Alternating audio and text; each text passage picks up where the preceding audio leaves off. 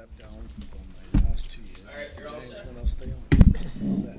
Do you want to get stabbed in the eye with my pen? Good evening, ladies and gentlemen. It is Wednesday, approximately 7 p.m., and this is a meeting of the Wareham School Committee, regularly scheduled.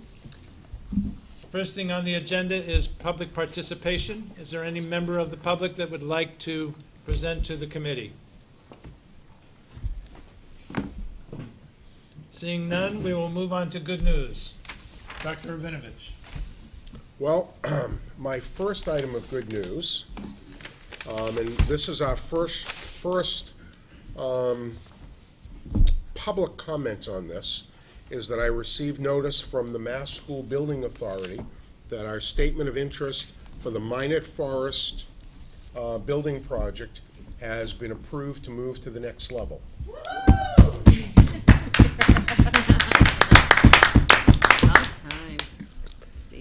And How now, much do you think you can get for those modulars? You know, those. At least $1.98. It is winter time. When's the bonfire? I would say a lot. Wait a minute, didn't they get a lot for the floor of the Celtics when the Celtics moved? Jeez. we haven't contemplated that, but I would be happy to donate the proceeds back to the general fund. I have a second piece of good news. I have a letter here from Susan Green, the acting Council on Aging Director, thanking Mr. Russell T. Hart, the music teacher at the Deacon's School.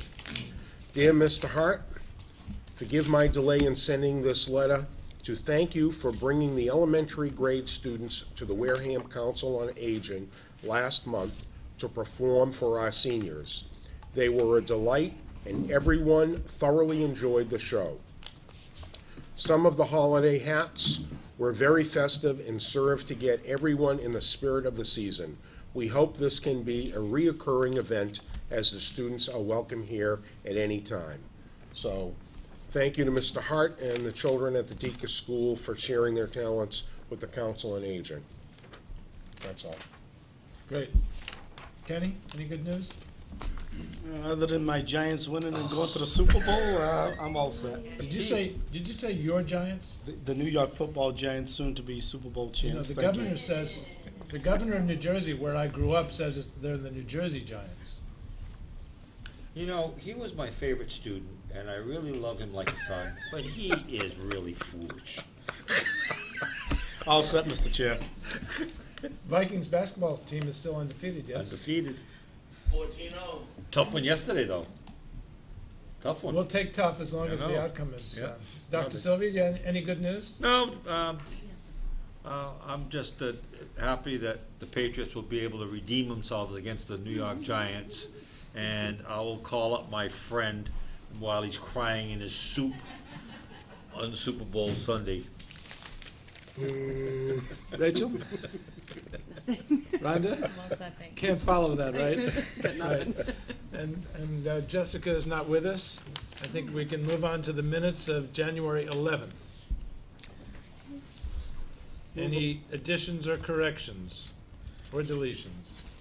Move approval of the minutes of the meeting of January 11th as recorded. Before we get a second, there was a comment that I appreciated from yours truly about the tennis team and the bullying, the concussion policy. It implies that the entire team has done so. It was simply some members. So I wouldn't want to have it, have their 100% participation implied. Where that is, 'cause I, right here on Let's see, the concussion policy. maybe it was, Girls tennis team? Yes. That one? It's right in the beginning. Oh, I see. yeah, it's in the Okay. beginning. All right, The third bullet. all right. If you Some- just put some members of the girls' tennis team Okay. and parents reviewed. As corrected, I'll take a second. Second. Second, all those in favor? Aye. Opposed, abstained? Abstain. One abstention, so that's 4-0-1. Committee reports. Rhonda? Policy Review Committee met. We have 3 policies that are in your packet that we would like approval for you to consider our recommendation. First one is the budget policy. We did review this and had no changes. You want to take them one at a time? Yes, I do want to take them one at a time. Any comments or questions about the budget policy? I move we accept as presented. Do I have a second? Second. Any further discussion or discussion? All those in favor? Aye. Aye. Opposed? Abstained? 5-0-0. Next. The next one is the collection and fundraising policy. This is where you're going to see the bulk of the changes that the committee is recommending. The original policy for collection and fundraising pretty much had 2 or 3 paragraphs. It was a very broad statement around how we set up, approve, and recognize fundraising activities in the Wareham school system. The Policy Review Committee wanted to take that a little bit further and to build out more, I guess, parameters or just more information regarding collection and fundraising. So you're going to see the policy now has a general statement of the policy, and what that is that we recognize the need for fundraising, that fundraising activities must have prior approval, fundraising goals must be developed in advance. School and outside organizations will do their best to coordinate so then they don't overlap. Then there is a definition of the type of fundraising, which are student organizations, so internal to school organizations that are in the schools, charitable giving campaigns, so that are schools or students that are doing, or groups and clubs doing things, doing fundraising activities that then they can give the funds over to a nonprofit or a cause. And then outside organization fundraisers, which would include PTAs and booster clubs. The third section talks about implementation guidelines. These are, where we had a lot of discussion to make sure that, that we weren't creating all different kinds of guidelines that then would prevent or discourage someone from fundraising, but we wanted to make sure that there were guidelines in here so that everyone was pretty much on the same page of what we expected of fundraising, for the fundraising activities in the Wareham school system. So this is where we said student safety must be promoted, participation in fundraising activities is voluntary, so then no one is coerced into participating in the fundraising activities. All efforts will be made to notify students, parents and guardians of their children's participation. Door-to-door or other solicitations are not allowed, but if you can contact the superintendent. Group incentives are preferred, and it goes on and on. You all have it in your packet, but again, the committee felt that it was important to expand on that policy, so then we had much more detail around the fundraising activities in the Wareham School District. Questions, comments? One comment. Please, Rich. On the door-to-door, Mhm. I have a problem with that, only because I don't think we should encourage. It almost says it's normally not allowed. I would say it's not encouraged at all. I think it's too, and I wouldn't want to see any approval by the superintendent, because I wouldn't want to open up this district to a problem if something did happen. I think Excuse me, it's Rachel, which one are yeah. you talking about? On the one I'm sorry. door-to-door. It's E, under 3. 3E. Under 3, okay, I'm sorry. You know, I look at our community and the makeup of the community, and I hate to say it, but there's an element out there that I just don't want to see kids going knocking on doors. I mean, I think it's different if a parent goes to their neighbor or a couple of neighbors or something that they know, but I think that leaves it a little too open, and I'd like to see the district not encourage that at all. This is one that we had a lot of discussion about, you know, whether to put it in there, just take it out altogether.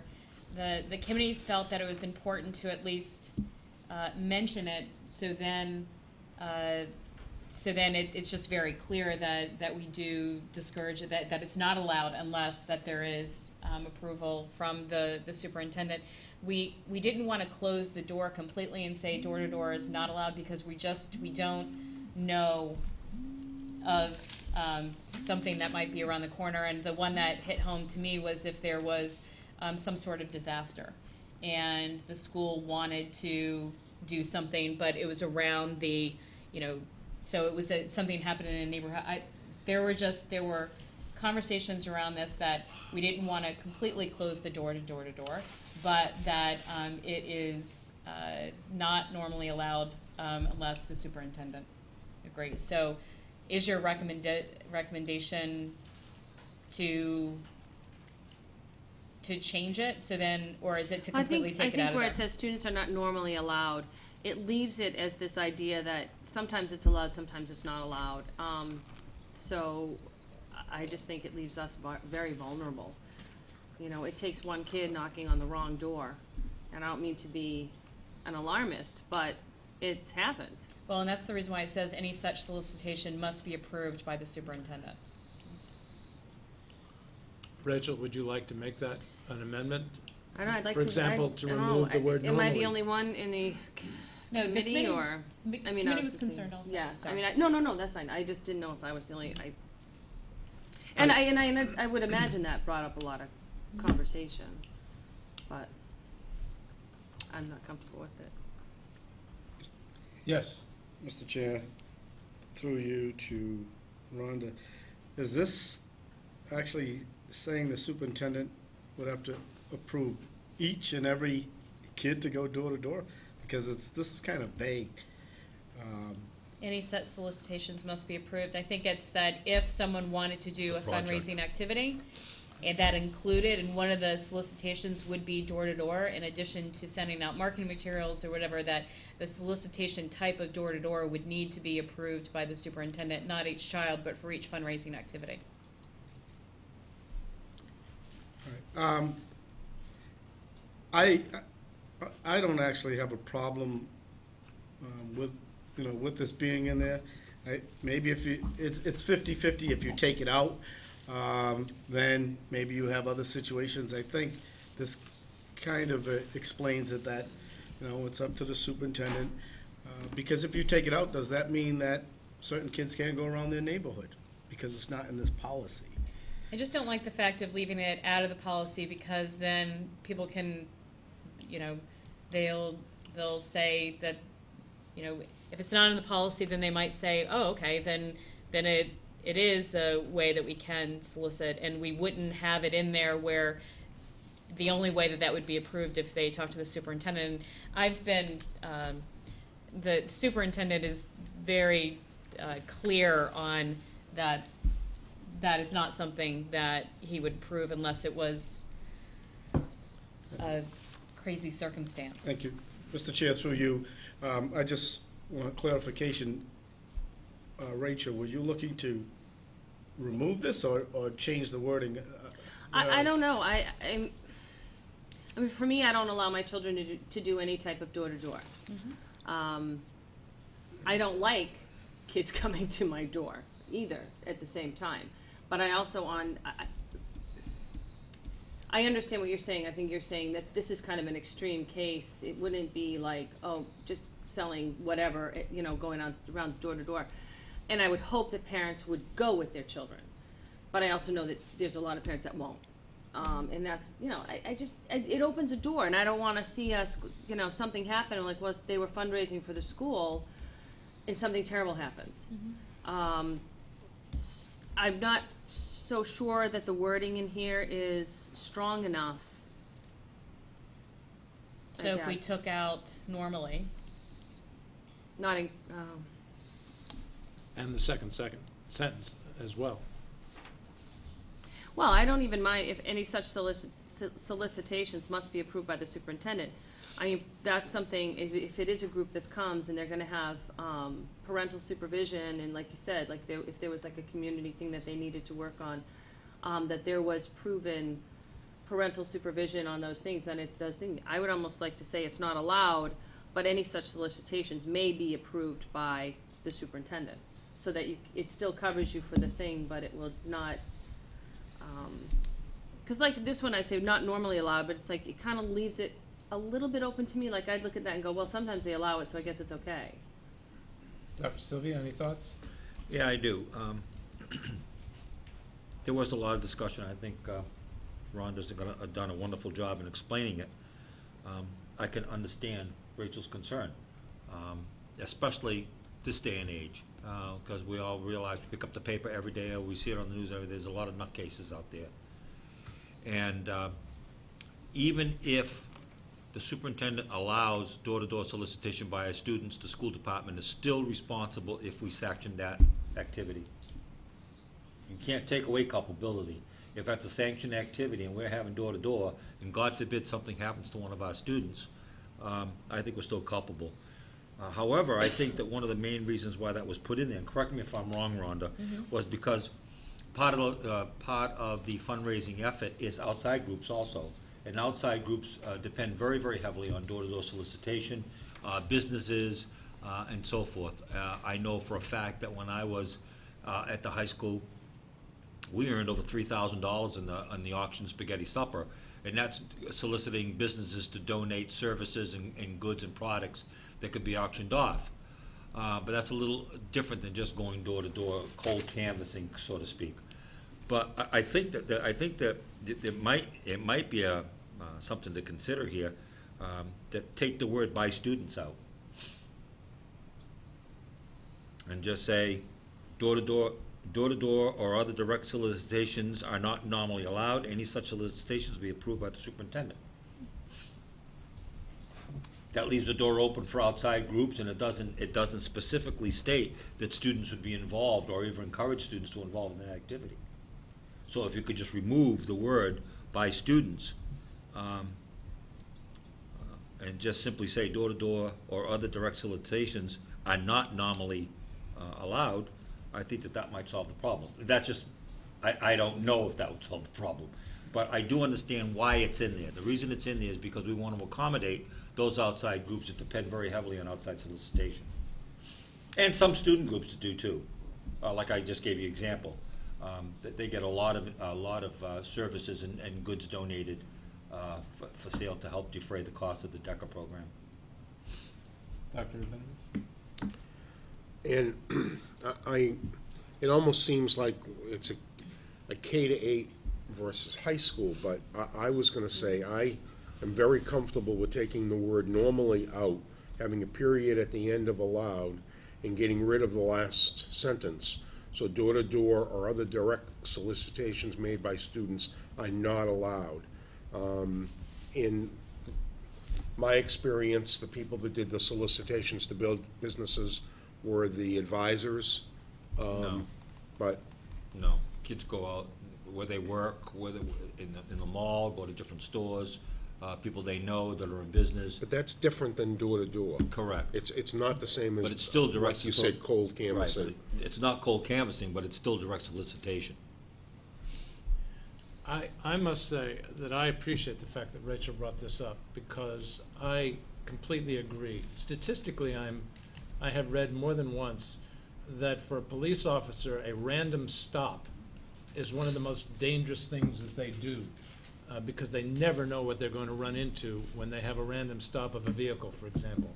The idea of one of our students randomly going up to a door, and we cannot guarantee that he or she won't be alone, and exposing him or herself to God knows what on the other side of that door, I'm extremely uncomfortable with that. And for the school committee and the school department to be responsible for that event makes me very uncomfortable. I would support an amendment for discussion and a vote that would simply eliminate the word normally and eliminate the second sentence.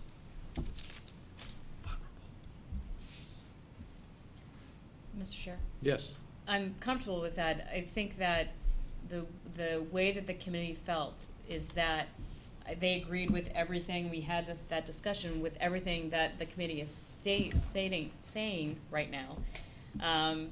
I think that the reason why we wanted the policy in here is to leave it up to the superintendent in that rare case. And so, but I don't think that anyone on the committee would disagree with what was stated here or to that amendment. So I'm comfortable with that amendment. Okay, would you like to make that amendment, Rachel?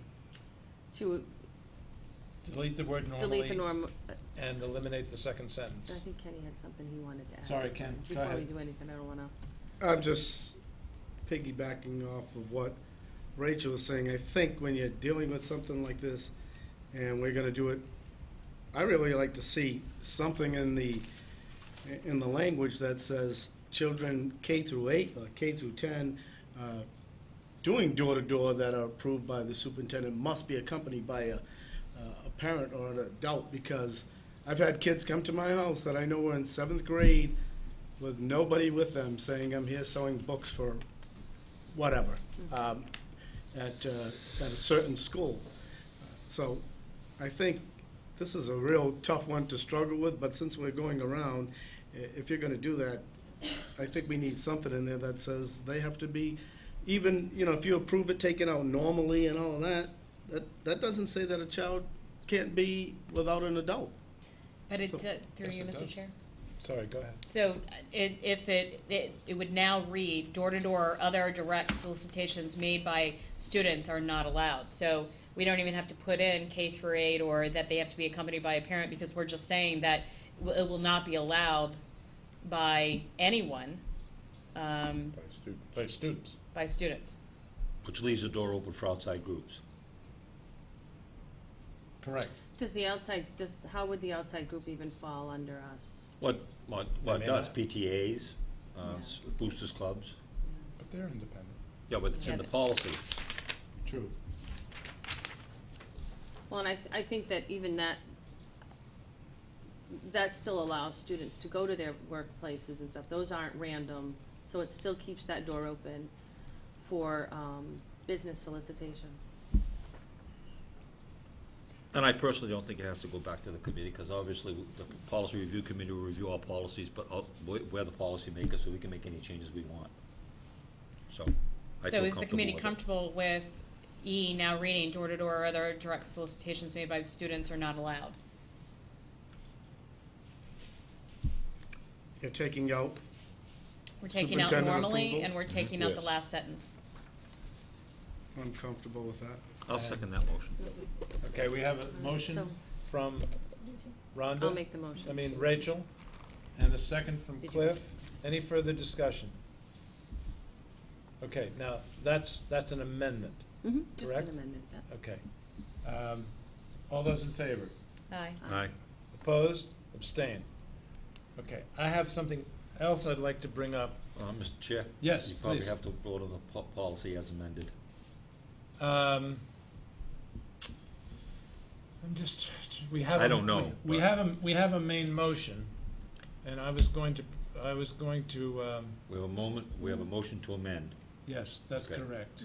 Do we need a motion to approve the policy? Well, I'm not comfortable with the policy as is, that's my problem. Oh, He's okay. gonna make other changes. Oh, I'm sorry. No problem. Suggestion. Can you amend the amendment?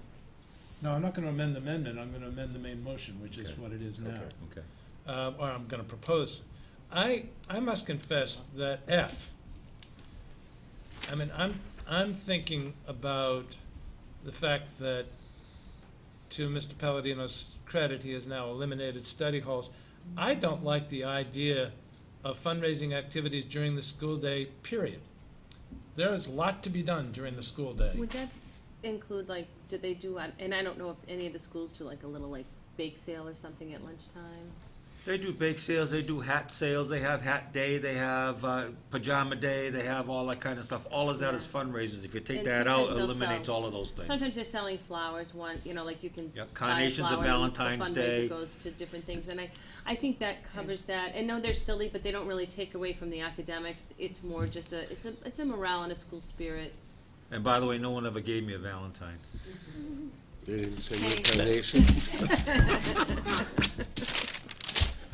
Well, thank you, Kenny. Did we put Cliff's morale on the agenda? I don't recall doing that. I sense there's no consensus on the issue of eliminating fundraising during the school day because it's inbred in a positive way into the school day. Is that You're a very fair statement? You're very perceptive, Mr. Chairman. Okay, is there any other discussion on the now amended main motion? Okay, I will take that as the main motion. Is there a second for the main motion? Second. Okay. All those in favor? Aye. Who Aye. made the motion? Oh. Who made the motion? Nobody. You said Okay. you'd take a second on it. Okay. Who made the motion? I amended it. No, that's No, already no, done. no. Okay, I That's need a it. motion. He's pointing at I me. need a motion for the now main motion. Which Somebody- is, To With- accept the policy with the amendment. With the amendment. And as long as we're So doing moved. that, no, there is one minor correction in D, the first D under general statement policy. It should read, "will do their best to coordinate fundraising activities so as to not overlap." I think Kenny found another one, too. Yes, Ken? Mr. Chair, and in B, I believe it should read all fundraising activities. Am I correct? I think either one would be acceptable, but we don't have Judy All Whiteside here fundraising to correct activities. us. Oh. Sounded fine to me. Activity is singular. It certainly is. It's changed. Okay, change. So it is written, so it shall be done. Okay, I thought, So So the in- motion is as amended. as amended, but the main motion was put forward by Rachel just said she did. I'll- Rachel. Fine, we'll take okay, it. and the second, So Yep. she already typed your name. Cliff? Okay, all those in favor? Aye. Opposed, abstained, 500. And who's on first? What's on second? Oh, my. Okay, next policy, please. The internet safety policy. There were,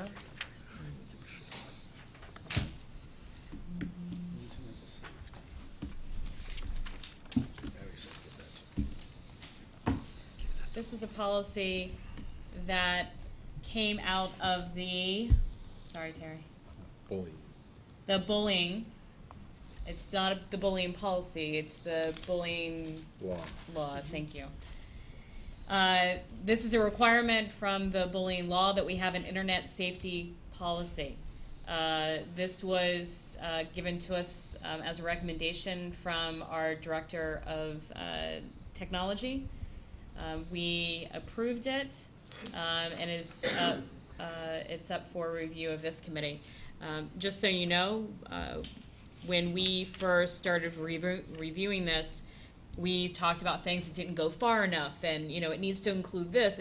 We have an internet usage policy that the committee has asked to review that policy, which does take it to the next level about the proper use. This is specifically for the purpose that came out of the bullying law. So that is in front of you. And Thank you. Anybody have any questions or comments?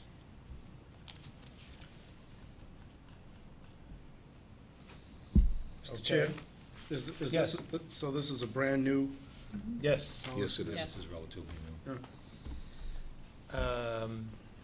Under access to inappropriate material, the third word is extend, and I think it meant to be extent. To Correct. and I appreciate the fact that we avoided the acronym SIPA and actually spelled out Children's Internet Protection Act.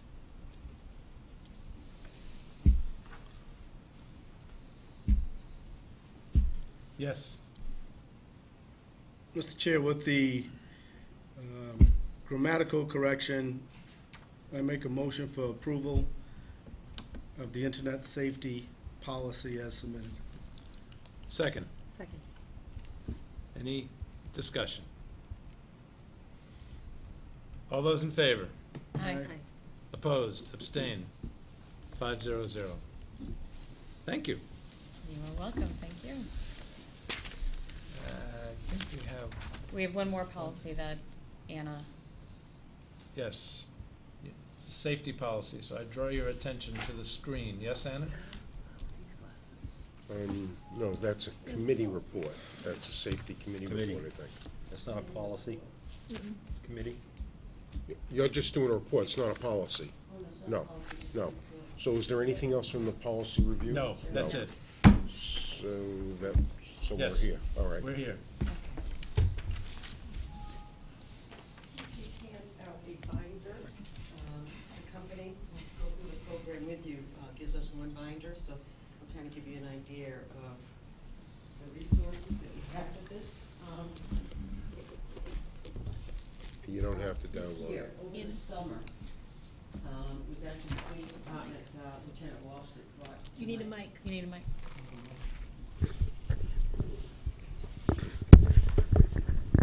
And you may want to be a little bit louder. Can you hear me? so- You can? The mic is just for the TV. Yeah, okay.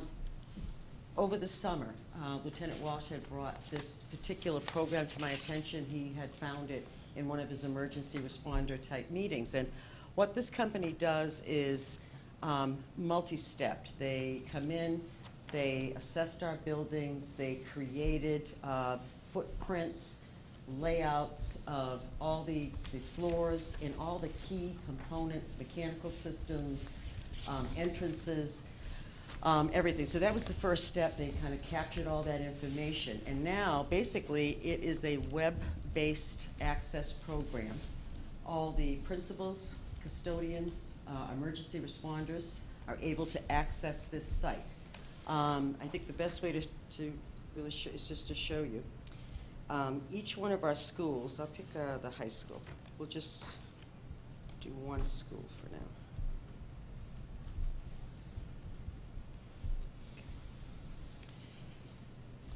The purpose is really to have a resource that can be accessed very, very easily in many different ways. So whether it's web-based or you've got it on a thumb drive, we're thinking that in all the police cruisers, they would be in a thumb drive so that in the advent of an emergency, whether they're in the cruiser or it's one of us, we can access this even off-site, anywhere, as long as you can have access to the internet. And it will immediately, the first component is to provide a lot of contact information. All the emergency responders, our head custodians, everyone and anyone that could have a role in responding to a multitude of emergencies that we could end up experiencing. So that's the first page.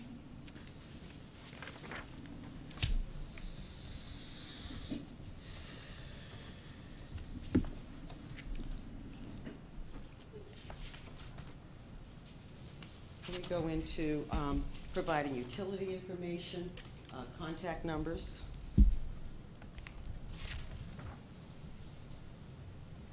They look at being able to look at building features. For example, whether there's closed circuit cameras, whether there are motion detector devices, and you can just kind of read it right down, looking at really communications, hazards, building systems, and all. And as we come down, transportation contact information. And then page 4 of every school plan is an aerial shot of the buildings. And again, for our police, for our emergency responders, very important for them to be able to orient to the 4 sides of the buildings to figure out where they want to set up a command post in the event they need it.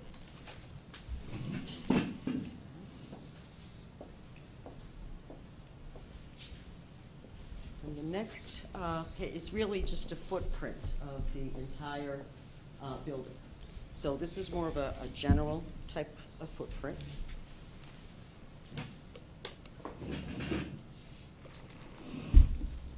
Which is helpful because it clearly labels which is what we call the alpha side. Side A of the building is always going to be considered the alpha side.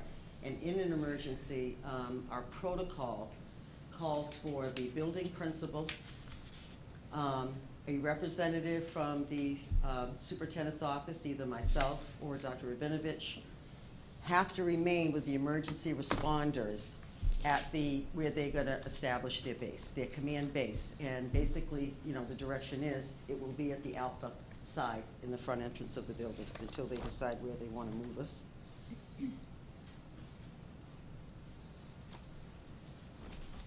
Then you basically just go through, this is the first floor of the high school.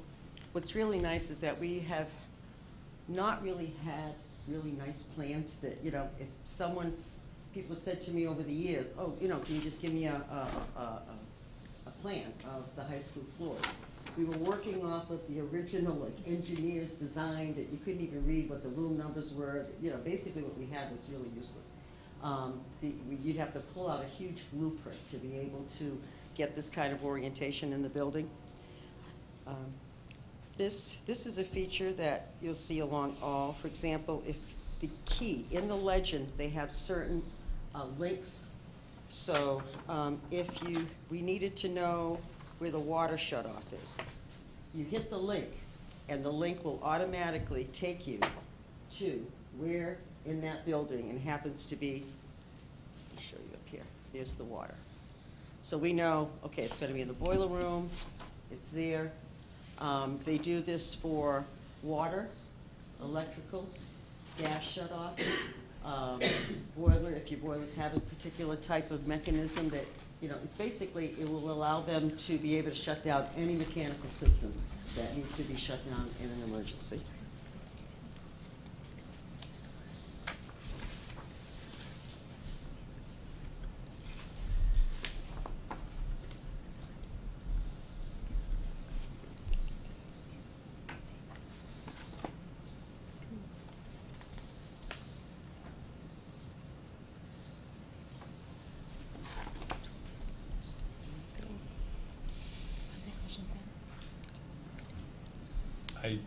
Are you all set, Time Anna? of it, no. Here we go. No. That's what it, so basically, you can even do a change in orientation. That's the other thing. You can do that. You can reverse and do but they put the feature in. I just thought I'd show you. Let's go on to, I'd like to get down to the very end here.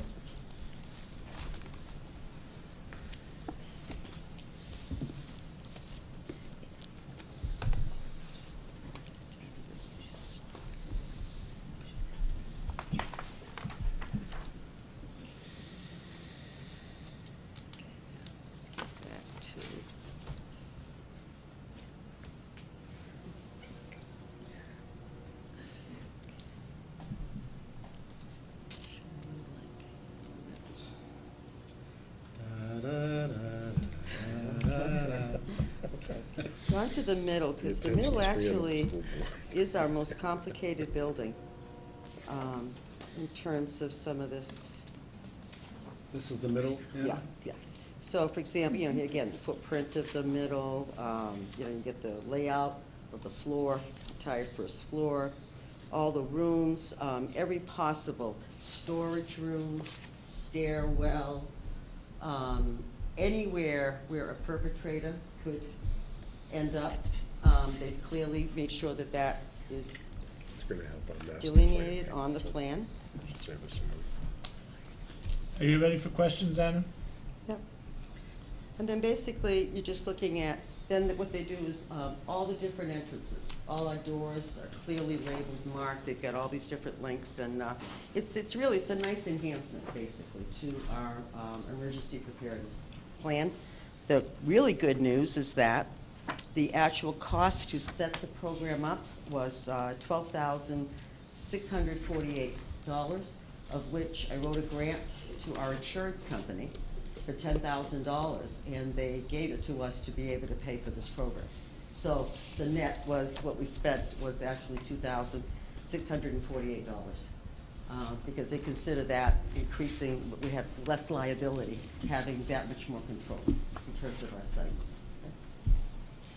Any questions? Ken?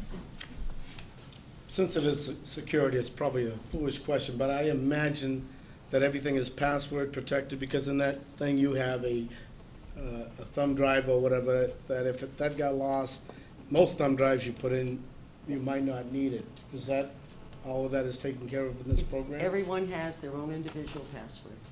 And we have unlimited access, so we can add people. You know, the training, I trained, in September, was the head custodians first and the emergency responders, then I had them come in as a group to establish, you know, passcodes for them and that. We haven't, they gave me, that's a thumb drive. They give to us in the event we need to print out something, like we want to reproduce one of the floor plans, so that we can do that easily and not have to do it from the site. When you do it from the site, it doesn't come out as well. Personally, I don't like the idea of having it on a thumb drive. We can get, I mean, we have it in the event that, what if the internet's down and we can't get to it? You know, that would be the only time then we'd use a thumb drive, and we were thinking maybe of locating them in the Knots boxes for the schools, as well as, you know, a preliminary type of plan. We'll try to do that. Fire department likes that idea. And who has access to the binders and how many? Is there one at every One location? binder in my office, that's it. There are none at the individual schools? No, They have to go online to they go access. online. Yep, they would use their, you know, password and go online and access it. Thank you, Mr. Chair.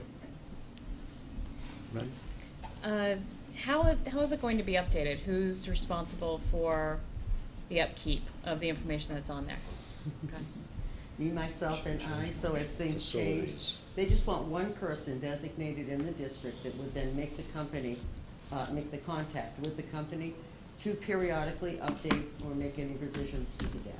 So you're communicating with the building managers as well as the principals on, and they know to contact you if there are any major changes? Yeah, absolutely. Okay. And the only other thing is, from the contact information sheets in there, have the principals reviewed the contact information and Yes. for each one of their buildings, and they've Yeah. looked through them Oh, we and did that, yeah, long before they, we put it out to print for the company.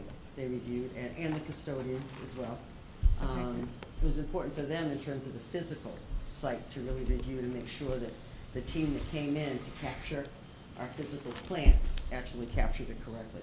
And we actually had made some revisions. Some things weren't right the first couple of rounds that we were reviewing. We actually took the whole summer to review this over and over and over again. Kept finding these little things that, you know, we didn't see initially. And the only other comment that I have is that I share a concern about the security of this information, because there's a lot of information in there. Just that, you know, we have to make sure that it doesn't get into the wrong hands. Thanks. Our safety manual getting in the wrong hands. Rachel? Cliff? All set? No, just one question. How far are we in full implementation of the flip charts? We are, fully. Fully? I Every have school, been every able teacher, every to desk? train. I did after-school orientation and trainings at every school. Most of them I did, I think I did 3 schools in September and then finished the rest of them in November. Co-op is the only one that I just got to, like, in December. So every Right, desk, so every, sat down, every desk, all every the teacher, staff. all staff? They all have And a how many flip mock, chart. how many mock situations have we had up to this point? Actually, I'm collecting that data right now for our district review. The principals have been emailing me, like, just off the top of my head. I believe the high schools had like 5 or 6 dates, you know, because they were asked to practice shelter-in-place drills as well as lockdown. Okay. And using different locations for evacuations. That's also a part of this plan.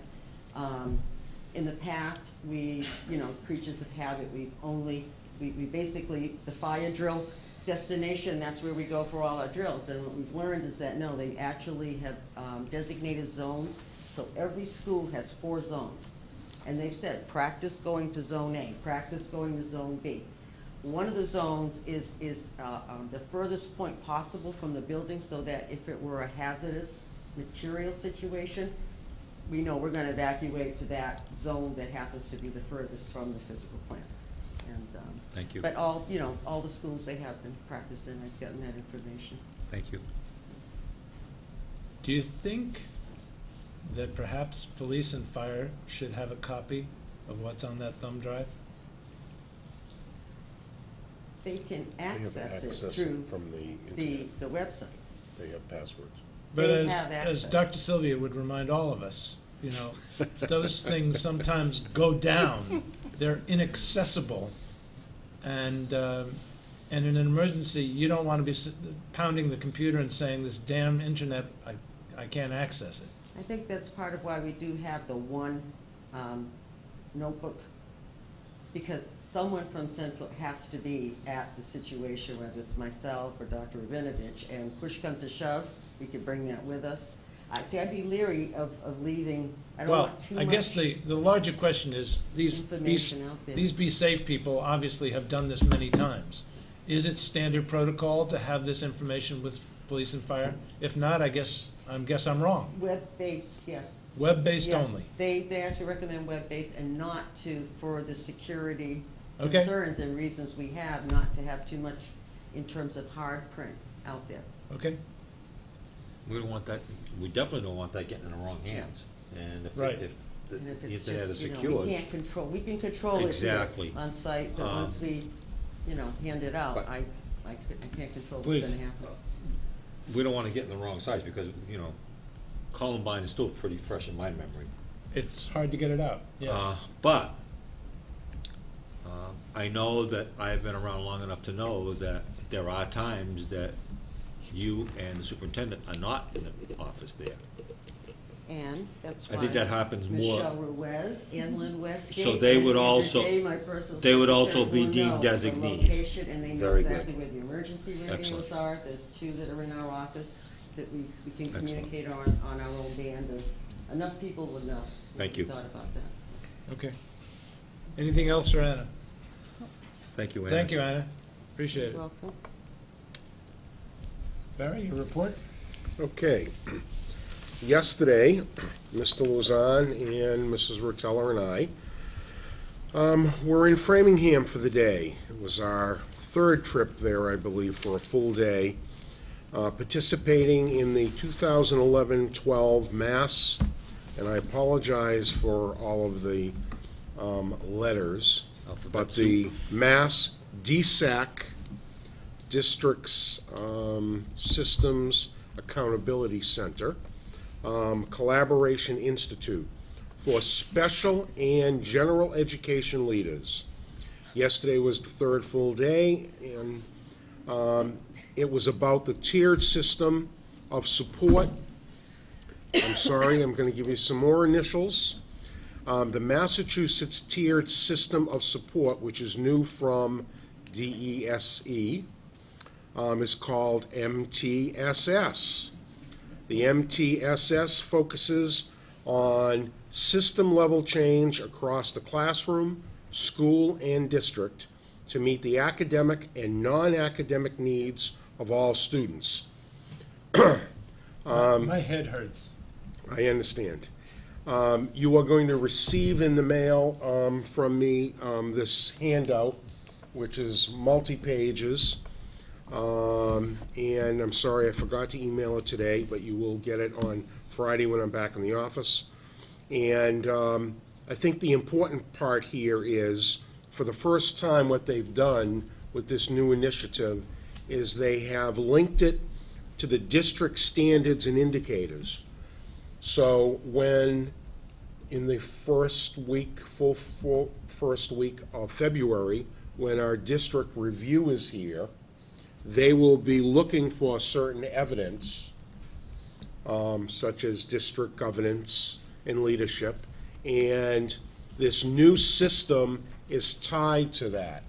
So what we call our RTI system, they've taken RTI, they've taken a behavioral system, PBIS, and they've put it together with other supports, both academic and non-academic. The bottom line out of all of that verbiage is that they have come up with a way that they want districts to make sure that the curriculum is accessible to all children. And it isn't anything new, it's just being packaged a different way, but I wanted you to hear the initials and see some of the verbiage so that if you're asked about it, you'll kind of know what they're talking about. So I will send this to you by email on Friday. And if you want more information on it, I'd be happy to give it to you at a later date. But I can't wait. Comment? Yes, Dr. Sylvia. I'm not too concerned about understanding what they're talking about. I'm more concerned that they understand what they're talking about. Thank you. that wasn't a question. Okay, would you like to elaborate on that, or you think that speaks No, for it's itself? just, I guess I've been in this business too long because it's more gobbledygook, it's more letters, it's more framing things that already exist in a different way, and it's about spending resources on these things when local cities and towns are dying for the state to fund their own mandates. And to me, I know I'm a cynic, and I know I go off on my tangents, but when I hear stuff like this, I can't help but think that here we go again. Some more mandates, some more alphabet soup, some more jobs in Malden or wherever that need to be funded, and meanwhile, they don't even fund their own mandates. So please forgive me for my cynicism, but I've been around a long time, and I got the proofs in the pudding. Thank you. Anything else you'd like to report on? Yes. On Monday evening, our design selection committee met. Dr. Sylvia represented the school board. We had very good representation. We had somebody from the capital planning. We had somebody from the finance committee, Dr. Sylvia, myself, Anna, and a member of the construction industry in town. Mr. Rapetti was there. And we opened up, I believe it was 7, Anna? Was it 7 or 6? 7 proposals about the master plan. And they all looked great. We came to consensus on the rubric that we're going to use. We've taken them home with us. We're going to be rating them, and we're getting back together in the middle of February to rate them and to decide which ones we want to call in for interviews to help us make up our mind about who would be best to do this project. So it was exciting. We worked well together, and I felt like we accomplished a lot on that first meeting. So that's all I have to report. Okay, let's move on to the budget. Okay. I am not planning on getting up and doing another hour presentation of the budget. Some of you have seen it 3 different times. Oh, I'm so disappointed. I have taken, hopefully you realize I have listened and have changed it each time, listening to you, adding things to the presentation to try to clarify for people. But I am asking the committee to pass a budget that we need to run the schools. Is it the one that was in our packet last week? Yes, Okay. and it is for net school spending. And Michelle, do we need 3 separate votes? Yes. Okay, so can I ask somebody to, for the first net school spending would be for $27,195,370 Okay, I'll take a motion to that effect for Wait a discussion. minute, wait a minute. in your newsletter. It has it also, the number.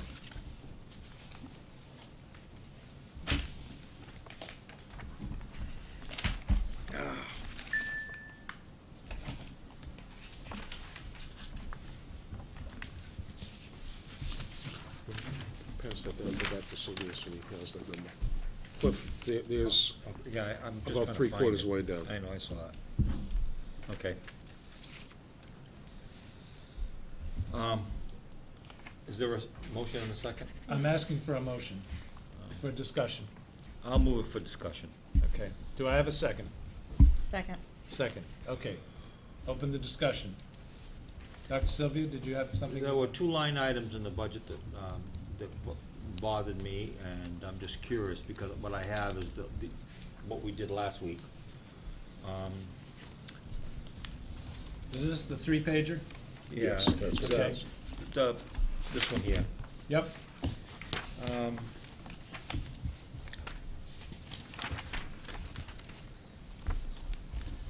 2305. Classroom expenses. Yeah. Looking at class size reports, looking at program cuts, looking at what we've done in the past, looking at the negotiated pay raise, I don't think that that's adequate. I really don't. And I just feel that it's not gonna be adequate. It's not, doesn't reflect truly our needs to put the bodies in the classroom. The other one. Just to be clear, that's, I believe, and Michelle, correct me if I'm wrong, that is based on a person-by-person analysis, making this plus any new people that would be involved. It's not. Right, I understand that the specialists and the instructional leaders, it's all factored in. No, but in addition to that, the increases associated with more education are there, the Right. contractual. But I'm very concerned about certain curriculum matters at certain schools. I am also concerned about the fact that we have, So once again, just to be clear, you're saying there aren't enough people in. I personally don't think that that reflects truly our need in putting bodies in the classroom and maintaining the academic integrity of our school department. The other one is textbooks. I just think that textbook number is just absolutely ridiculous. And, textbooks, 2410. Was it? 2410, 2410. page 2, Right. fourth from the top. It's, even though it's gone way up from last year, a textbook budget in 2012 of 134,000, given the fact that textbooks cost $70 and $80 a piece, is ridiculous. So I would definitely entertain some discussion about increasing those two line items. Thank you, Mr. Chairman. Thank you. Anybody else have any comments, thoughts, changes they would like to make before the vote? Yes. Just to follow up on Dr. Sylvia's, through you, Mr. Chair, to the superintendent. The textbook at 134,867, and then in FY13 it's 252. Can I get a little background on that? Yes. It's going to be math books. We increased, for both of the elementary schools, literacy textbooks, and we had replacement for the high school. There is, and as Dr. Sylvia is aware, because he and I had a conversation about it, we did not factor in the new texts for math at the high school. And so that would add, and this is a guesstimate on my part, but about $100,000. Mrs. Rinella is saying up, but we may have to go with a grade at a time just to be somewhat reasonable. Okay. Mr. Chair, Yes. through you to Dr. Sylvia, is the suggestion to look at other line items to move money around to increase that textbook line, or are we looking at increasing that and also 2305 that you mentioned, which would actually increase the budget request of 27, whatever that amount is? Well, I haven't, I know the people have studied this budget more than me. I'm not on the budget subcommittee, so therefore I am probably speaking a little bit out of turn here. I'm just basing this on a couple of factors, especially the teaching line item. I know we factored in the pay raises, but if you factor in the pay raises and you're showing a 5.5% increase, that's only leaving maybe 2 point something percent in terms of Dr. additional Sylvia, bodies in the classroom. Go ahead. the pay raise for next year is 1.5%. Okay. And teachers took a freeze in steps for next year. So normally, the steps would have Okay. added another 1.5, so you would be right. But because of the freeze, Okay. that's what allowed us to have a smaller increase. And then the second thing is, I'm not satisfied with I'm not satisfied, and I was very vocal about it, the situation at the middle school, especially in terms of social studies. And I'm not happy with the class sizes. We've got one school in restructuring, and their class sizes are getting to the point where they're too large. And we've got a new school over there. We can't blame not having the room.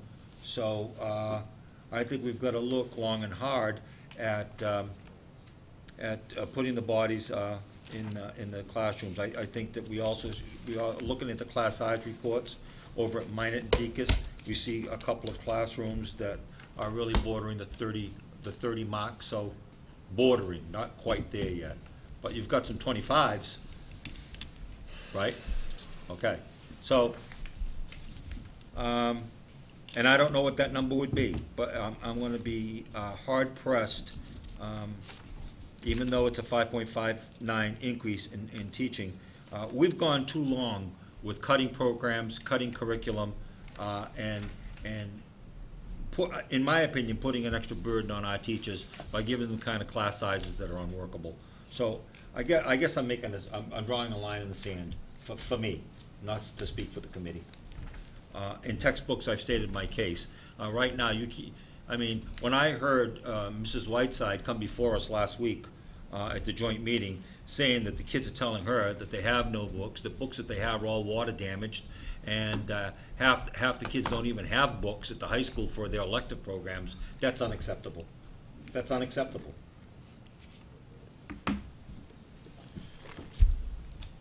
You all set, Ken? Okay. Rachel? I just have to agree with Cliff. I mean, I listen to what my kids say when they come home, and it's not enough.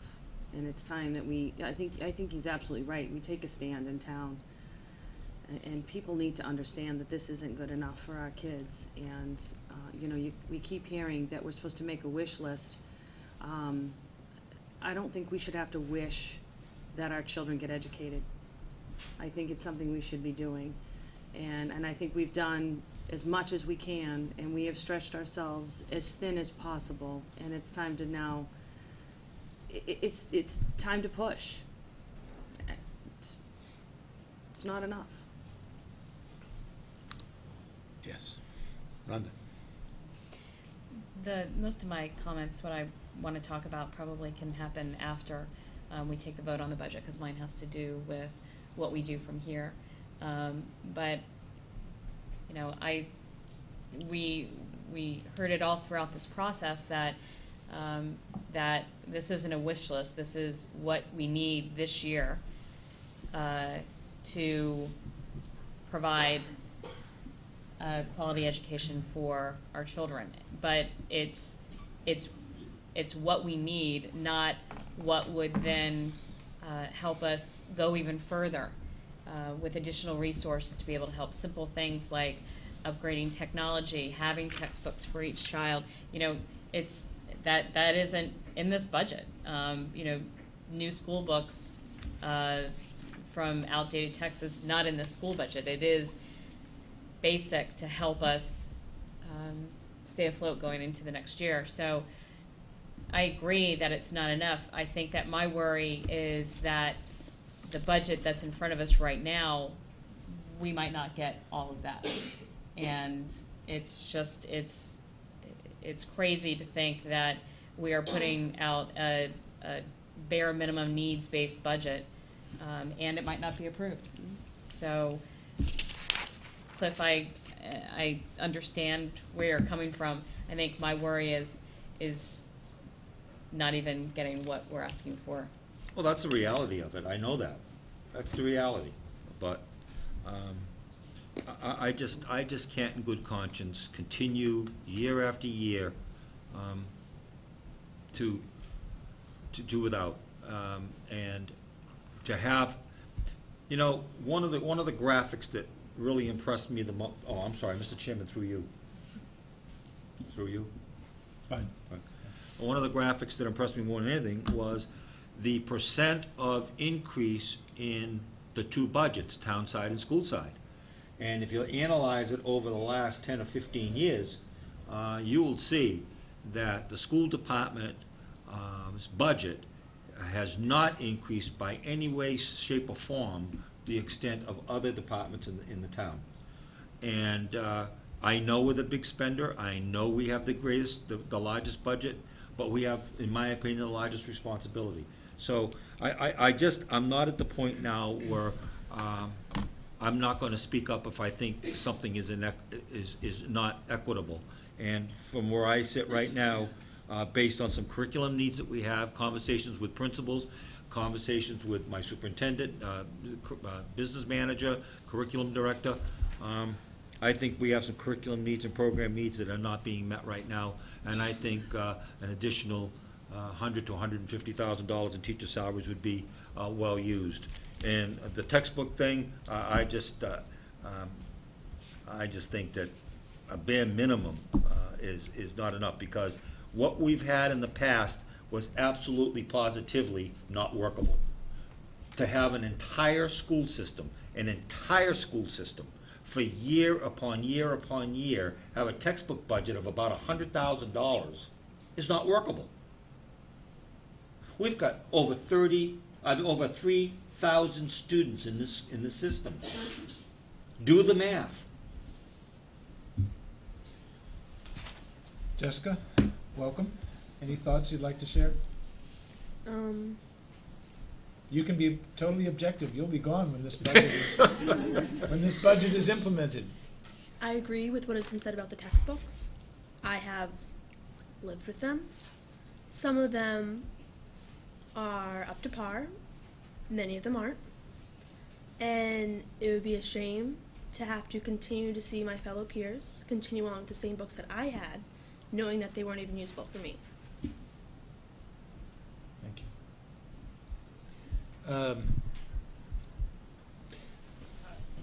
I won't repeat many of the things that I've already said about this.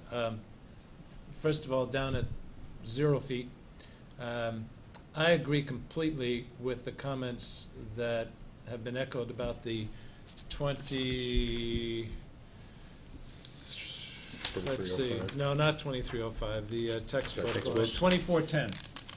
It is totally unsatisfactory. Just so everybody understands, the actual description of 2410 is textbooks and related software, media, and materials. In other words, the physical resources necessary for our teachers to be able to do their jobs.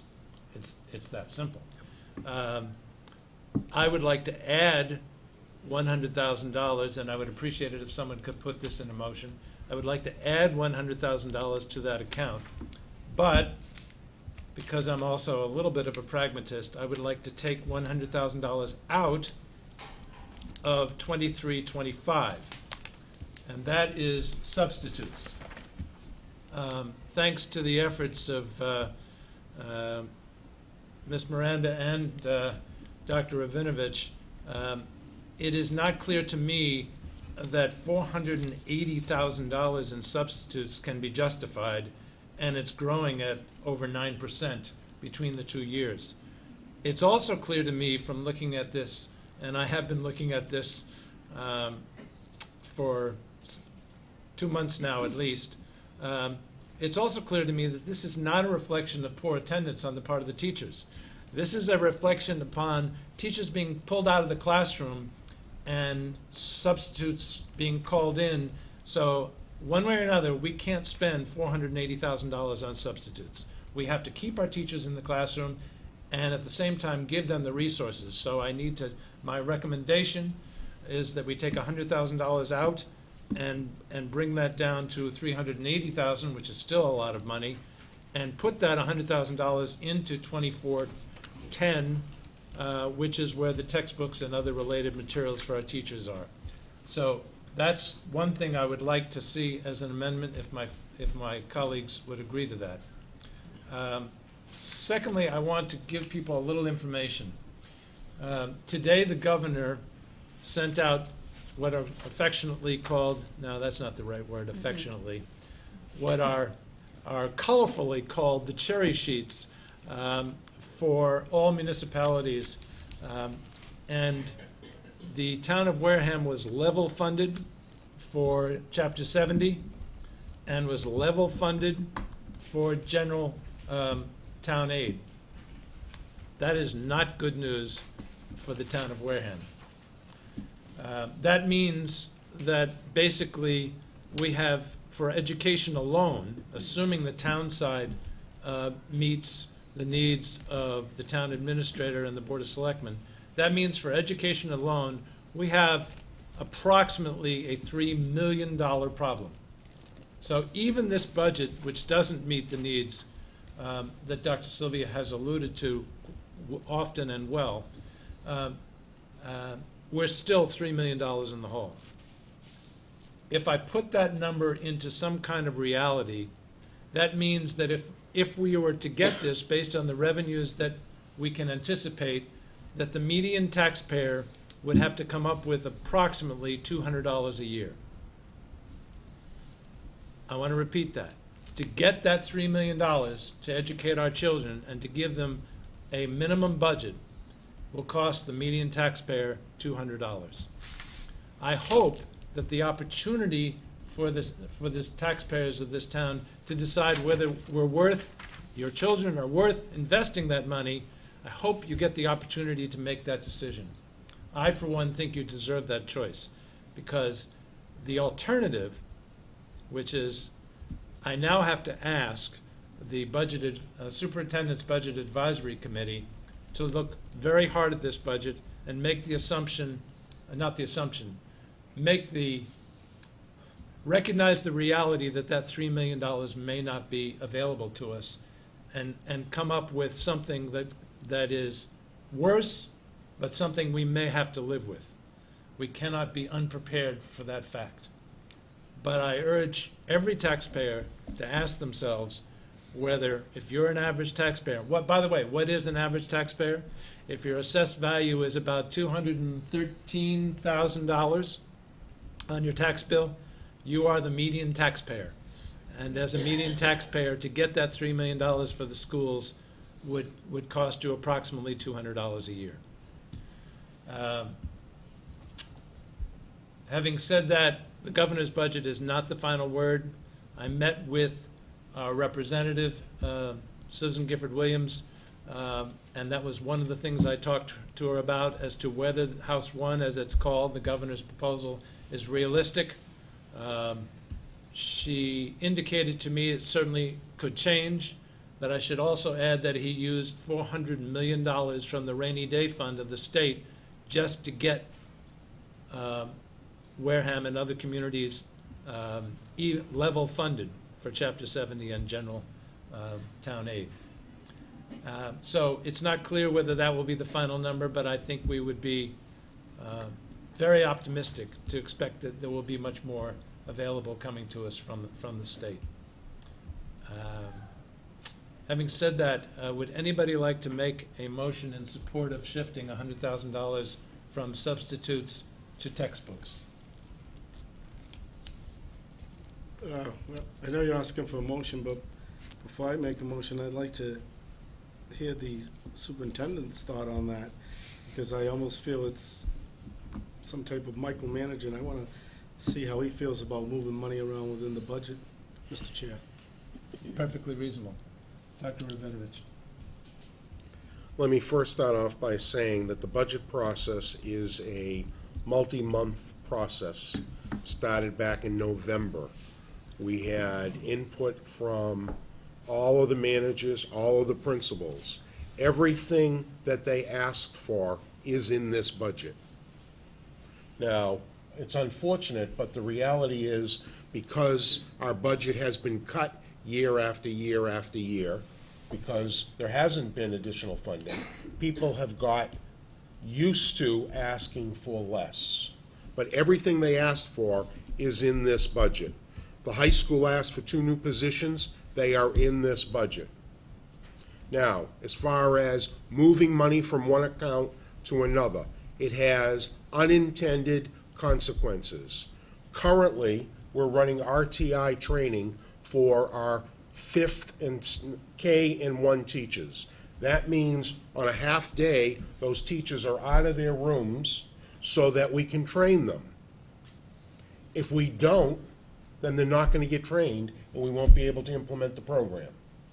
So we look at the advantage that it can be by getting them trained. It's only a half day because the other half of a day is a professional day.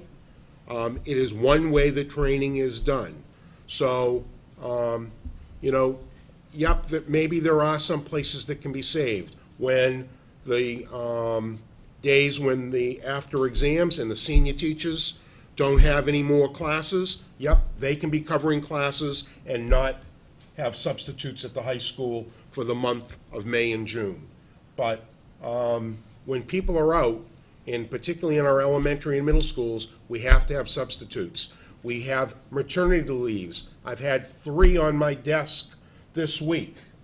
We have to hire a substitute to cover those classes, certified, highly qualified. So to say that we're going to cut that money from that will have consequences. So that's my opinion.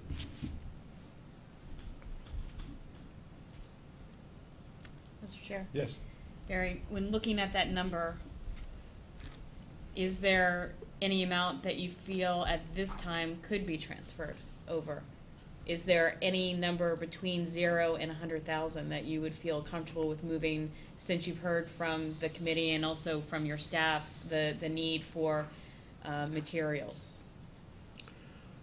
With additional time, can we re-look at all of the line items? As Chairman Sweat has said, the Budget Subcommittee, I'm going to be asking them to get together to go through this with a fine-tooth comb to see where we might achieve some savings. Is it possible that there may be some savings within the substitute line? Yes, it is possible, but I can't say that tonight off the cuff. I think it should be clear that I really wasn't asking the advisory committee to get together to come up with savings. That would be a complete misnomer. They're just going to have to be cuts where cuts shouldn't be made. That's really what we're talking about. Let's be honest. We're going to be given a certain amount of money, and we can't overspend, and therefore we're going to have to cut if that $3 million is not made available to the children of Wareham. So with respect, I don't want the word savings to be associated with the cuts that would have to be made. Anything else before we entertain a vote? Yeah. Ken? Mr. Chair, when I look at the budget, I'm looking at the total package, the bottom line. I just don't want to be in the position as a committee member, speaking for myself, to ask the superintendent, I understand the budget process, to at a meeting tonight, in a matter of 5 minutes in one motion, to move $100,000 out of a certain line item into another line item, because all this hard work then is right out the door. I'm comfortable approving the budget and the superintendent knowing the wishes of the committee, and as the process goes through, I'm sure during the time, as the superintendent, correct me if I'm wrong stated, he can look at that, and there might be some opportunity to move money around, but I don't think that it's right for us to come here tonight and start making recommendations to move $100,000 out of one line to another, because I can dissect this whole thing and move money where I think it's necessary. So I just think we're opening up Pandora's box, Mr. Chair. Well, just so you and others understand, I have been examining this budget with Dr. Rabinovich and others for months. This was not an idle thing. It was based on lots of analysis beyond the normal.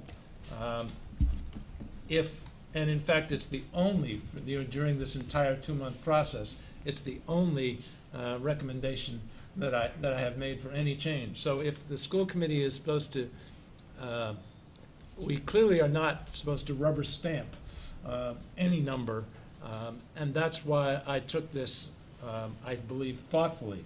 I also understand why Dr. Rabinovich would want to defend the numbers that he has also thoroughly reviewed. But I respect your opinion as well. In the end, my guess is that whether the number is in 2305 or 2410 or whatever the number is, it's probably just because it's in the 2000s, it can probably be moved anyway, even after the budget process is over. So it was, it's not, I'm not uncomfortable with your feelings on the matter. But my thing, Mr. Chair, is that I understand it's been a process and you've been involved for a long time with the superintendent, but as a committee member, I'm being asked to make take a vote on something that was just brought to my attention 2 minutes ago. I understand you did the background work, but I didn't. So for me to say, I'd like to make a motion to move $100,000 out of 2305 into 2306 or whatever the numbers are, I have a problem with that. That's what I'm saying. I'm putting my faith that the superintendent and his staff have done the work, as Dr. Rabinovich stated, that the number that we are seeing is the number that the principals got what they asked for. Am I correct? That is correct. Thank you. I understand completely. Dr. Sylvia?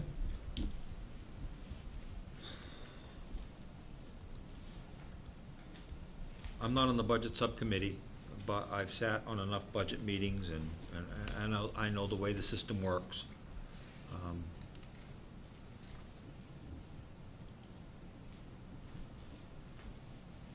I was a school administrator, and we try to do the best for the district, for our kids, and yet have a responsibility to the citizens and the taxpayers. Sometimes it's a hard ball to juggle. But with that being said, here in Wareham, and I've been to enough budget meetings to know that someone said it, I don't know who said it, but I think that that is the mindset of our administrators when they come into those budget meetings. You know, I really need 10 of whatever, but I'll ask for 4. I think that's the mindset that our administrators come into those budget meetings for. We need X, but we'll settle for Y. Or maybe we can get somewhere or something. It's almost like we know what we really need, but we're kind of like too embarrassed to go and ask for it. Well, you know what? If we don't illuminate clearly what the situation is and what the problems are, they're never going to get talked about and they're never going to get solved. If the budget process is such that if we approve this budget tonight, which we probably will, knowing full well that there is going to be a cut process, then it really doesn't make much difference what this number says. We can ask for 35 million. We can ask for 50 million. It really doesn't matter. If the premise is that whatever's on this piece of paper is not going to be the final form anyways. So you know what I say? If we need $100,000 in teachers, let's put it in there. If we need $100,000 in textbooks, let's put it in there and let the chips fall where they may. So I would like to make that amendment.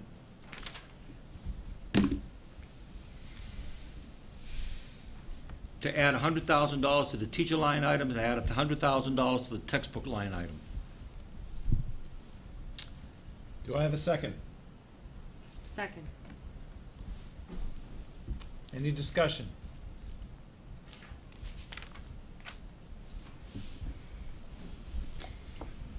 Okay, we have an amendment on the floor and we have a second. All those in favor? Aye. Opposed? No. Aye.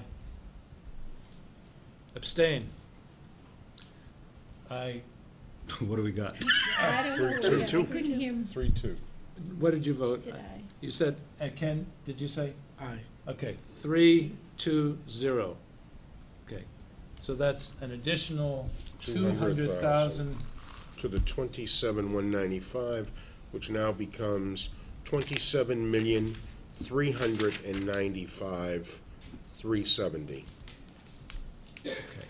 That is, we need The a. net school spending number. Right. We need a motion for that amount, because that is now the main motion. Would someone like to make that motion?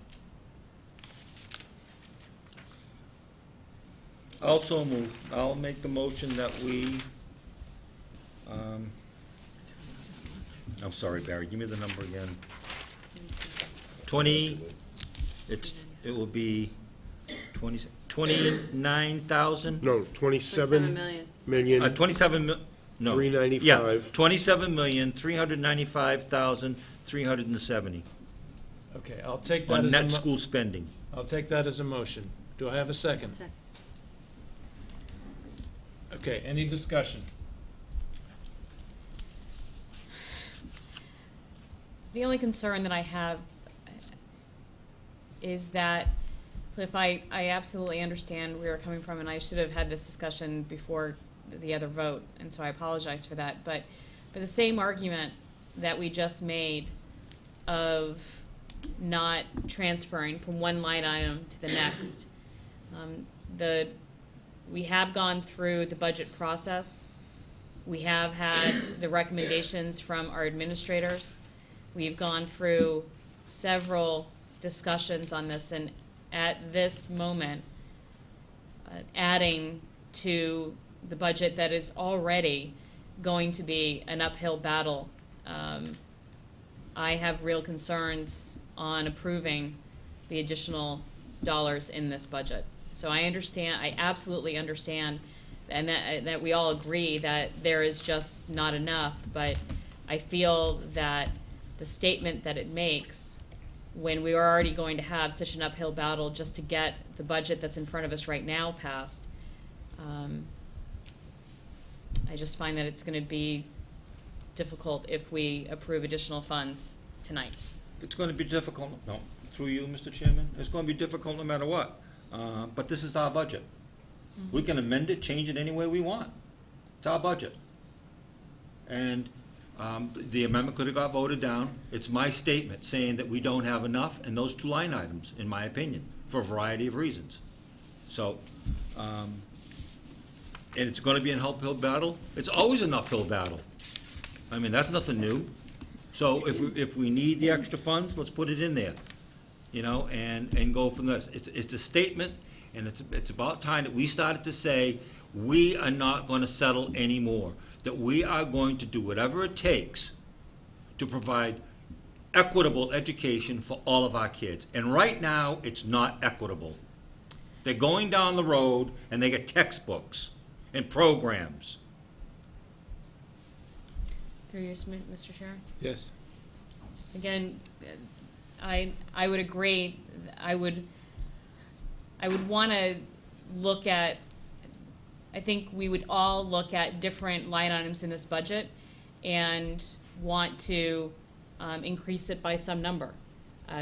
Technology is where I would want to put $500,000 to be able to have electronic textbooks, so then we would be able to decrease the textbook line item because we're investing in technology and we're able to get the information online. Point of information, actually, by putting it there, that's theoretically possible to use it for that as well. Okay. I want new basketballs because I feel that it's important that it helps us. But my point is that, again, we've gone through this budget process, but I do understand that the motion has already been passed, so I will, that's all I have to say. What has been added to the budget by the amendment is less than 1%. It's not something that would get me to vote against it, but let's be clear about the process from here forward. On Tuesday, January 31st, and a committee called an action committee will be meeting for the first time at 7 p.m. It will be an open meeting. There will be 5 voting members plus some other members. I hope the FinCom will be there, as well as other people who might have things to tell the committee that would be helpful in their decision-making. Although ultimately, they're not so much a decision-making body as an advisory body, because everything comes down to town meeting and the voters. But this action committee will be charged with doing several things. One is that we'll be looking at transportation, which we hope finally we will stop talking about it and start doing something. The second thing, it will be asked to figure out, once we've decided what to do with transportation, how to actually pay for what we decide to do, which is no small issue. And thirdly, I hope we will also get to the point of addressing what a contingent budget would look like for town meeting. And the budget that we are about to vote on would become part of that contingent budget, which is to say, if it passed town meeting and then went to the voters and in fact was passed by the voters, then it would become the budget as we voted on, or about to vote on rather. It would become the budget for the schools as well as the town. If it did not pass, then a second budget would have to exist so the town meeting had something else to approve, vote on, and approve. So that's the process between now and town meeting. And after town meeting, there would be a vote only if the contingent budget was approved by town meeting. That's my understanding. And of course, that the Board of Selectmen decided to put that contingent budget in whatever form, meaning it could be simply one number, or it could be a menu of things that citizens could choose from to decide that they wanted to fund with extra revenue from their tax dollars. That's all by way of information. Any other discussion on the motion? Yes, Dr. Benridge. Just on the piece of information that you shared, in order, if a contingent budget is passed at town meeting, either as a number or by menu, then to get that extra revenue, it has to be a vote of the public. And in order to get an override on the ballot, I was told today by the town's attorney that you need 4 out of 5 select people to vote for that warrant article. 4 out of 5. I had thought it was 3 out of 5, and Mr. Bowen corrected me. Mr. Chair, Yes, point of order. Can we vote on this motion and then we can have this discussion later? yes. All those in favor? Aye. Aye. Opposed? Abstained? I think I heard 500. Okay, we now have a vote on non-net or transportation. So we are looking for $1,585,277. I'll take a motion, Wait, oh, and we can discuss after it's been seconded. wait a minute. Dr. Sylvia?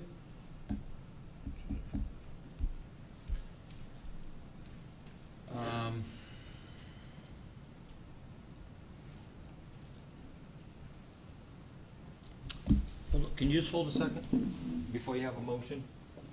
Yes? Should I have abstained on net school spending? I gotta do that. I hate to prolong the meeting, Mr. Chairman, but I misspoke. And it might make some people happy. I'm going to ask that the vote on net school spending be reconsidered. Where I voted in the affirmative, I have to ask for reconsideration because I think I was in error in voting for that number. I think I have to abstain from that number. Okay. Who seconded the motion? Well, you just have to vote for reconsideration. Just second my motion for reconsideration. Okay, do I have a second? Second. Okay. All those in favor of reconsideration? Aye. Opposed, abstained? Okay. I'm sorry, committee. problem. Mr. Chairman. Okay. The motion is now before us is the main motion from the prior vote for net school spending number of $27,395,370. Mr. Chair, Yes. should we consider the amendment also, That considering include- that I made it?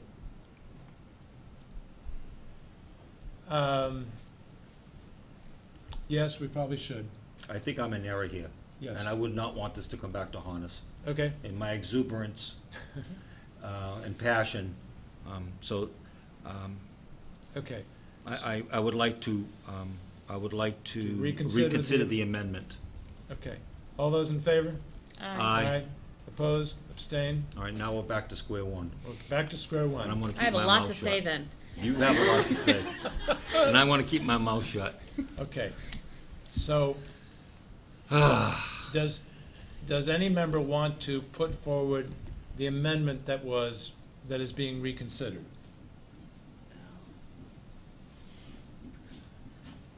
What was that amendment, Mr. That Chairman? added $100 each. $100,000 to classroom teachers and $100,000 to textbooks.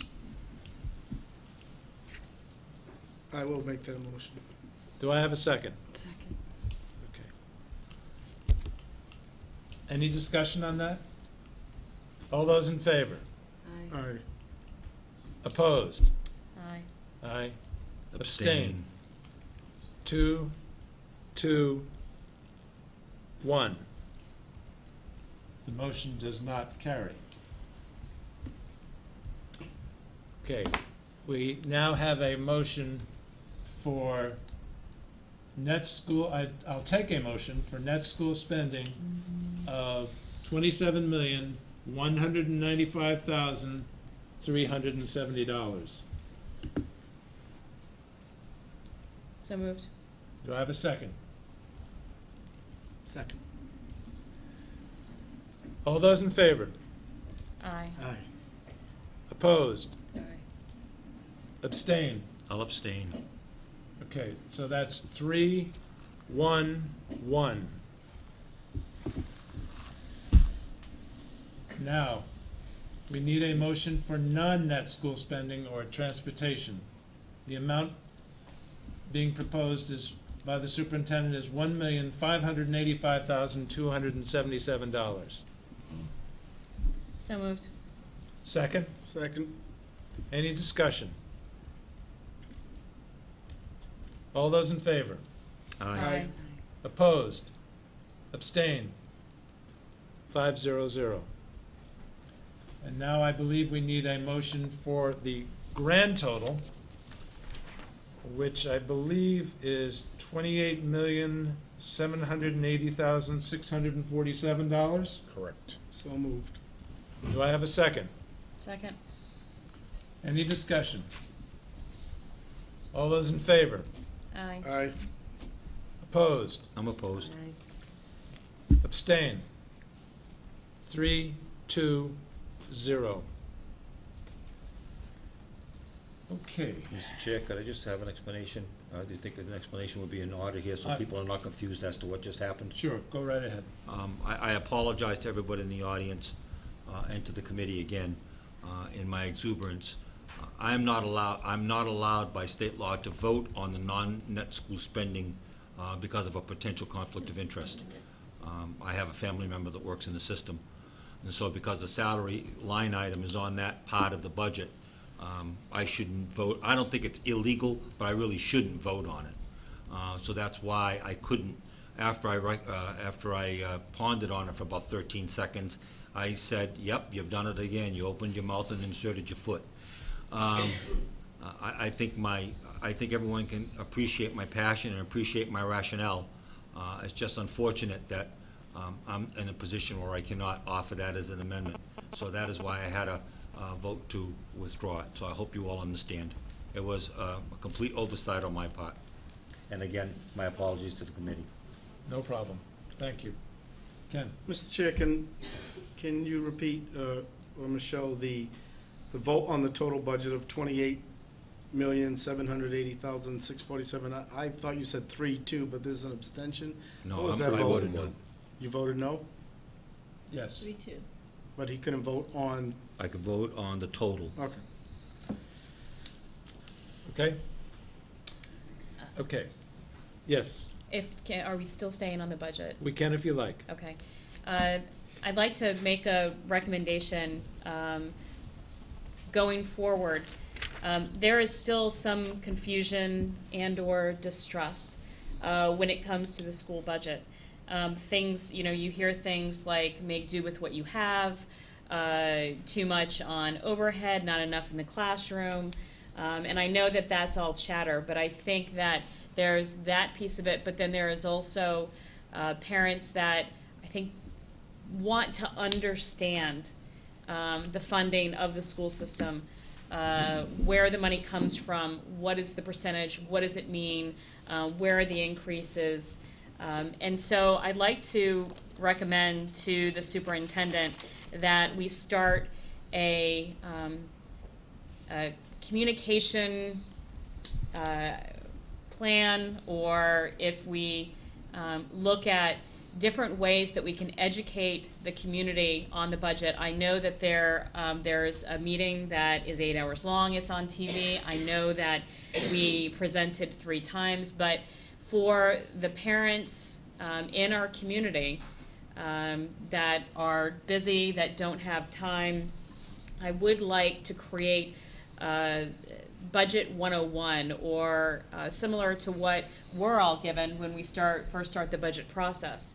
A very easy, simple way to understand where the funding is coming from, what are each one of the line items, and so that is one piece of an article or something that can be put up on the website, that can be put in the newspapers, but a simple, bulleted item that goes through very simply where the funding comes from, how much comes from the town, how is that calculated, a very simple blurb on Chapter 70. I think that it would just go a long way in helping to educate our town on the budget and the reason why we're asking for what we're asking for. And I think that it would go a long way in helping people understand going into town meeting. So this Budget 101, and I'm happy to help with what I'm thinking around what are the different topics.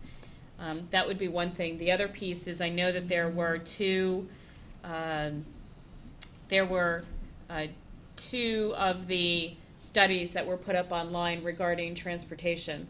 But there is also the latest, Jeff, that you've put together that I think does a very good job of analyzing the true costs of transportation. I think we talked about the last time we were together, maybe putting together a little blurb next to each one of the line items so then folks understand what the analysis means. But that would be something that I would also ask is shared online. I know that we have an action committee. It will probably be shared with them. It already has with some members. But I think that that is another nice document that should be shared with the community with a breakdown and explanation of what all that means. Again, I understand that we do provide a lot of information out there in its entirety. I'm sure that I hope folks don't fall asleep if they do decide to review the 8-hour meeting or any of the meetings that are here, but I think that a very simple press release or article in our newspapers, online, whatever we can do to really break it down on the budget process. I think it would help us. And I have one more, so. Go ahead. The other piece that Dr. Rabinovich that I'd like you to consider is between now and town meeting is to maybe offer office hours, open hours, for folks that have questions on the budget specifically to come in to ask their questions regarding the documents that they have either downloaded online, or if they have questions on the budget, either you or Ms. Miranda, a way that folks can come in for scheduled hours, even if they're monthly, to walk through some of the questions that they might have.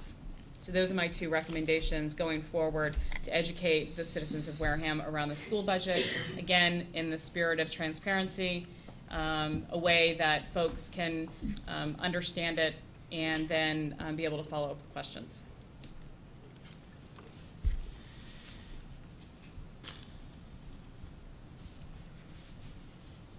Thank you, Rhonda. Just a final thought. I think there are two fundamental problems associated with this effort, although I think Rhonda is 100% correct in the things that could and should be done. But I've had multiple coffees, breakfasts, etc., with parents as recently as yesterday. And yesterday was all about trying to understand the budget. It is very clear to me that there are two fundamental problems beyond not understanding all these numbers, the education process, if you will, to which Rhonda referred.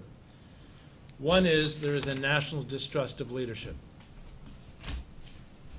It's obvious. It's been around for decades and it's not getting any better. And once you've lost it, it's really hard to get it back. So we can sit here and say that we need X dollars. In this case, it's $3,200,000 from the average family. But if you don't trust the people saying that, it doesn't make any difference. And the second thing is, $200 is a lot of money to some folks. And that's who they would rather put it towards a college fund or something else that they desperately need, or maybe it's just a new roof or something. So if we don't make people feel that that $200 is a great investment in their community and their children and perhaps other people's children or grandchildren, then we are, I could use an expression, but it's probably not right for the public, we're not going to succeed. So I think in addition to the education to which you refer, and I think it's critical, I think we also have to try desperately to earn the trust of the people who will be asking to make that investment. And that means being as open and as honest as possible about what's going on in the schools and more broadly in the town and why it's costing all this money. Anything more on the budget process before we move on? Yes, Rachel. I mean, you keep talking about the $200. Yes. But that was based on what income level? There was It's based on the median assessed value of a taxpayer. So if you look at your tax bill and it says you're assessed at $213,000. Okay, so I mean, that really isn't. I mean, there's a lot of people. I think the people that are looking at that number and going, "Are you kidding me?" are probably people under that level. I think that I think that if you're not there, then I mean, there's a lesser number. So for the people that are really struggling and that are at the absolute, it's not going to be that much of a. No, if you're assessed at $100,000, for example, right. And that's, it wouldn't be $200. So It would be $100. We keep putting out the 200, so I don't want to keep putting that out there and panicking Thank people, because you're right. $200 over the course of a year is really not much. I mean, you break it down and it's not much for certain income levels, and you can justify it. You can, I have kids in the school, so I can live with that. But I don't want to keep throwing out 200 because I think for some people that are going to get scared from that. $50 a quarter. Yeah, I mean it's For the median taxpayer. But Rachel's 100% correct. If your assessed value is significantly less than that, then your liability is significantly less. I'm more, being really candid, I'm more concerned about people whose assessed value is a lot more than that, and don't feel that they have a huge vested interest in the schools because their kids are long gone, and why do they want to pay any more taxes? And all I would say to you is, there's a social contract that says we educate the next generation, and it's real, and it's essential, and you must feel that way, because that's what's necessary for a community to be successful. But on top of that, you may have that value, but if our schools tank, your property value goes down, and now you're losing a lot more than $200 a year. Agree So completely. if you want to get it down to the pocket, down to the dollar, for those that feel that they don't feel, and they're living up here and they're having, the easier life, well, you know what, if it tanks, that, you're gonna lose that too. So, I mean, not to be, just to be blunt about it. You're right. Yes, Dr. Sylvia. We gotta be careful also. Can I put the flip side on that? Yes. We gotta be careful also because folks out here in the audience have heard me expound on my frustration over the years with the level of funding that Wareham Public Schools has had, and I'm very frustrated about it, and I have a tendency to be loud about it, especially when I'm frustrated about something. When I care about something, I care about it very deeply. But we can't lose sight of the fact that we can't send the wrong message. Good things are happening in Wareham. I don't want people out there thinking that this school system is not doing well. We're doing well on a lot of fronts. All of our kids are passing the MCAS. All of our kids are showing progress on AYP. We have award-winning programs in our district. We've been recognized for innovation in all schools. We've had national merit scholarship finalists. We've got kids getting into Ivy League schools. So, we are doing it, and we're doing a pretty good job with a situation that is almost not workable.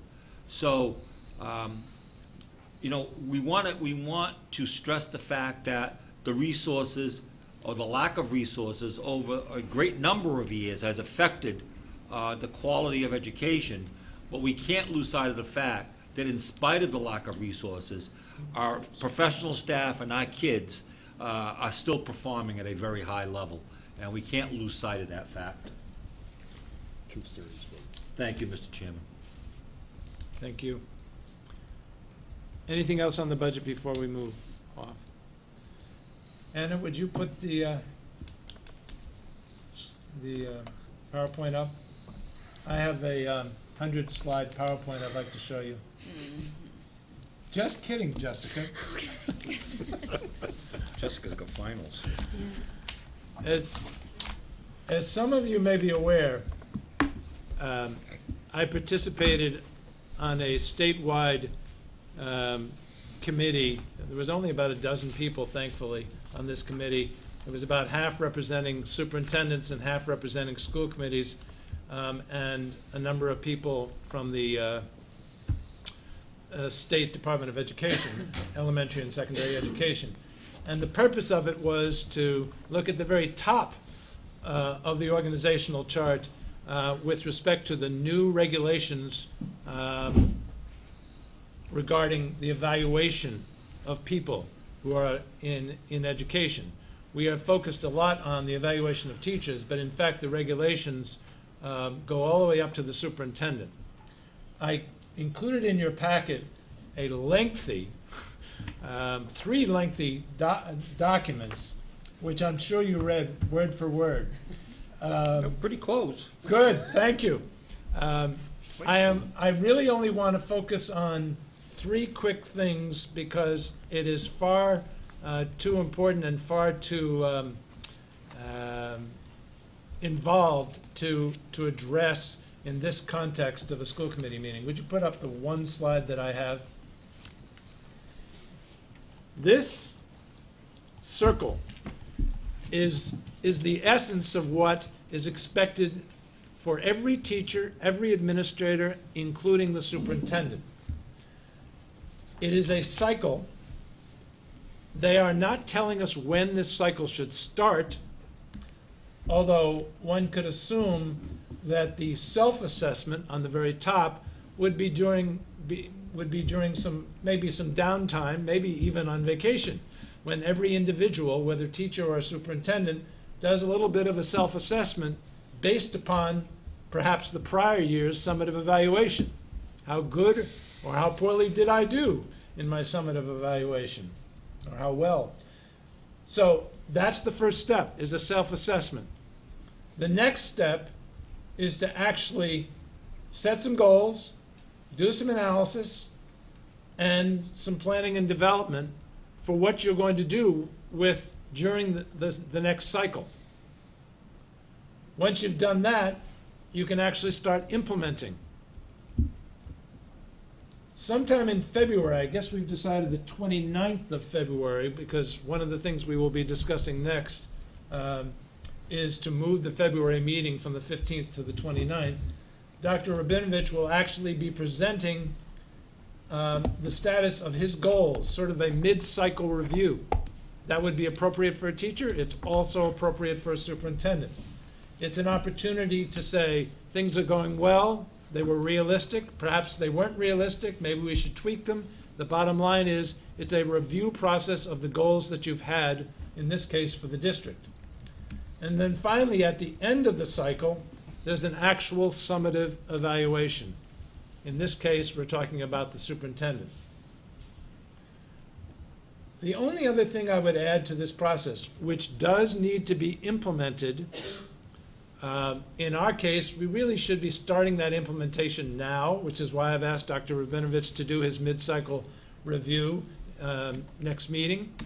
But we are an early adopter, and so we really need to start this process. But realistically, it is also something, just as the Teachers Association is negotiating and has been discussing this with management for 2 years, we will be sitting down with Dr. Rabinovich to talk about how this process should go in detail, because there are some things that have been legislated and are regulated and some things that are not. So this cycle has been essentially legislated. The next piece that I didn't bother making a PowerPoint for is the actual rubric, but you've seen it in your documents. For those of you unfamiliar with a rubric, this means that the definition of what a great superintendent is defined.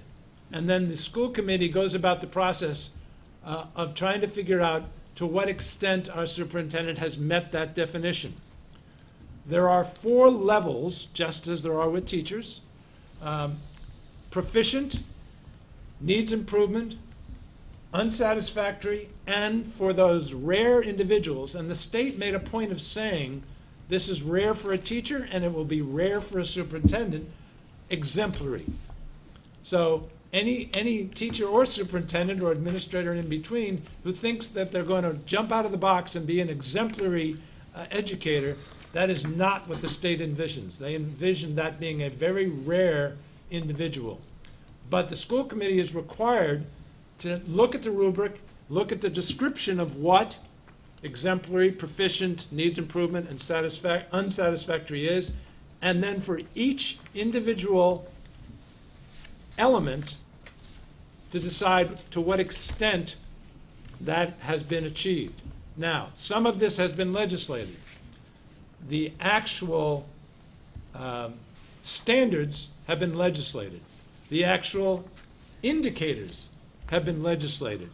What has not been legislated and regulated are the specific elements of those indicators and the descriptions of those elements. That will need to be negotiated, discussed, and I suspect it could be a lengthy process. And then finally, there is a goal-setting process. The state has said that there must be goals associated with professional development and also instruction. After that, you could have theoretically any number of goals, but the expectation is there would be a total of perhaps 3, 4, 5 goals in total.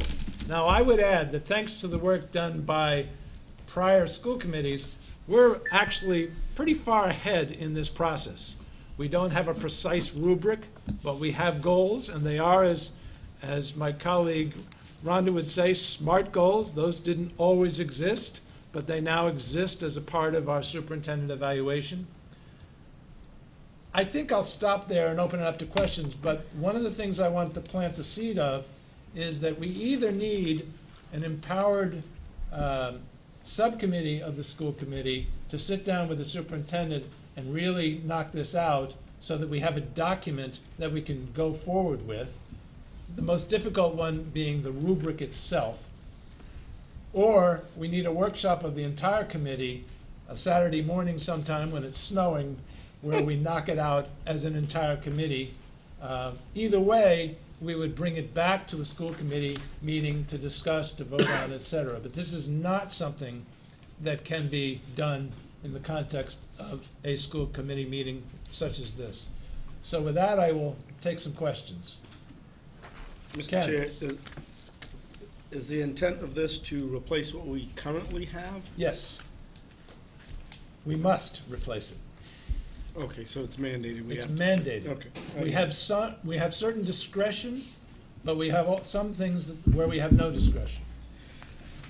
My feelings, Mr. Chair, is I would rather be in a meeting with the entire board, because I think when you do a subcommittee, we're gonna come back and it's gonna go back and forth in the importance of this. I can't speak for my fellow members here, but I would be more comfortable in a meeting to knock this out and go forward with it. I agree with you, which is why I put in my email, which I think was forwarded to you, that a workshop is probably the way to go. Any other thoughts, comments, questions on this process? Mr. Chair? Yes. This circle chart, was there any discussion around having a second self-assessment before the summative evaluation? When the goal-setting or evaluation process that I've been used to is that before the supervisor or the board would evaluate the employee, that the employee had an opportunity to evaluate how they think that they did before the committee, in this case the committee, but the supervisor would then give their feedback. So The short answer is no, and the reason is because this is carved in stone. There was, let me be clear to everybody who's here or watching and listening. There was I think 50, is that correct? I think it was a 50-member task force that actually came out with the regulations that were ultimately signed into law. This is their work, and that is now carved in stone. okay. That was the interesting part about being part of this committee. There were certain things that we could discuss, and there were times when the Deputy Commissioner of Education would say, that's already done, we can't modify that.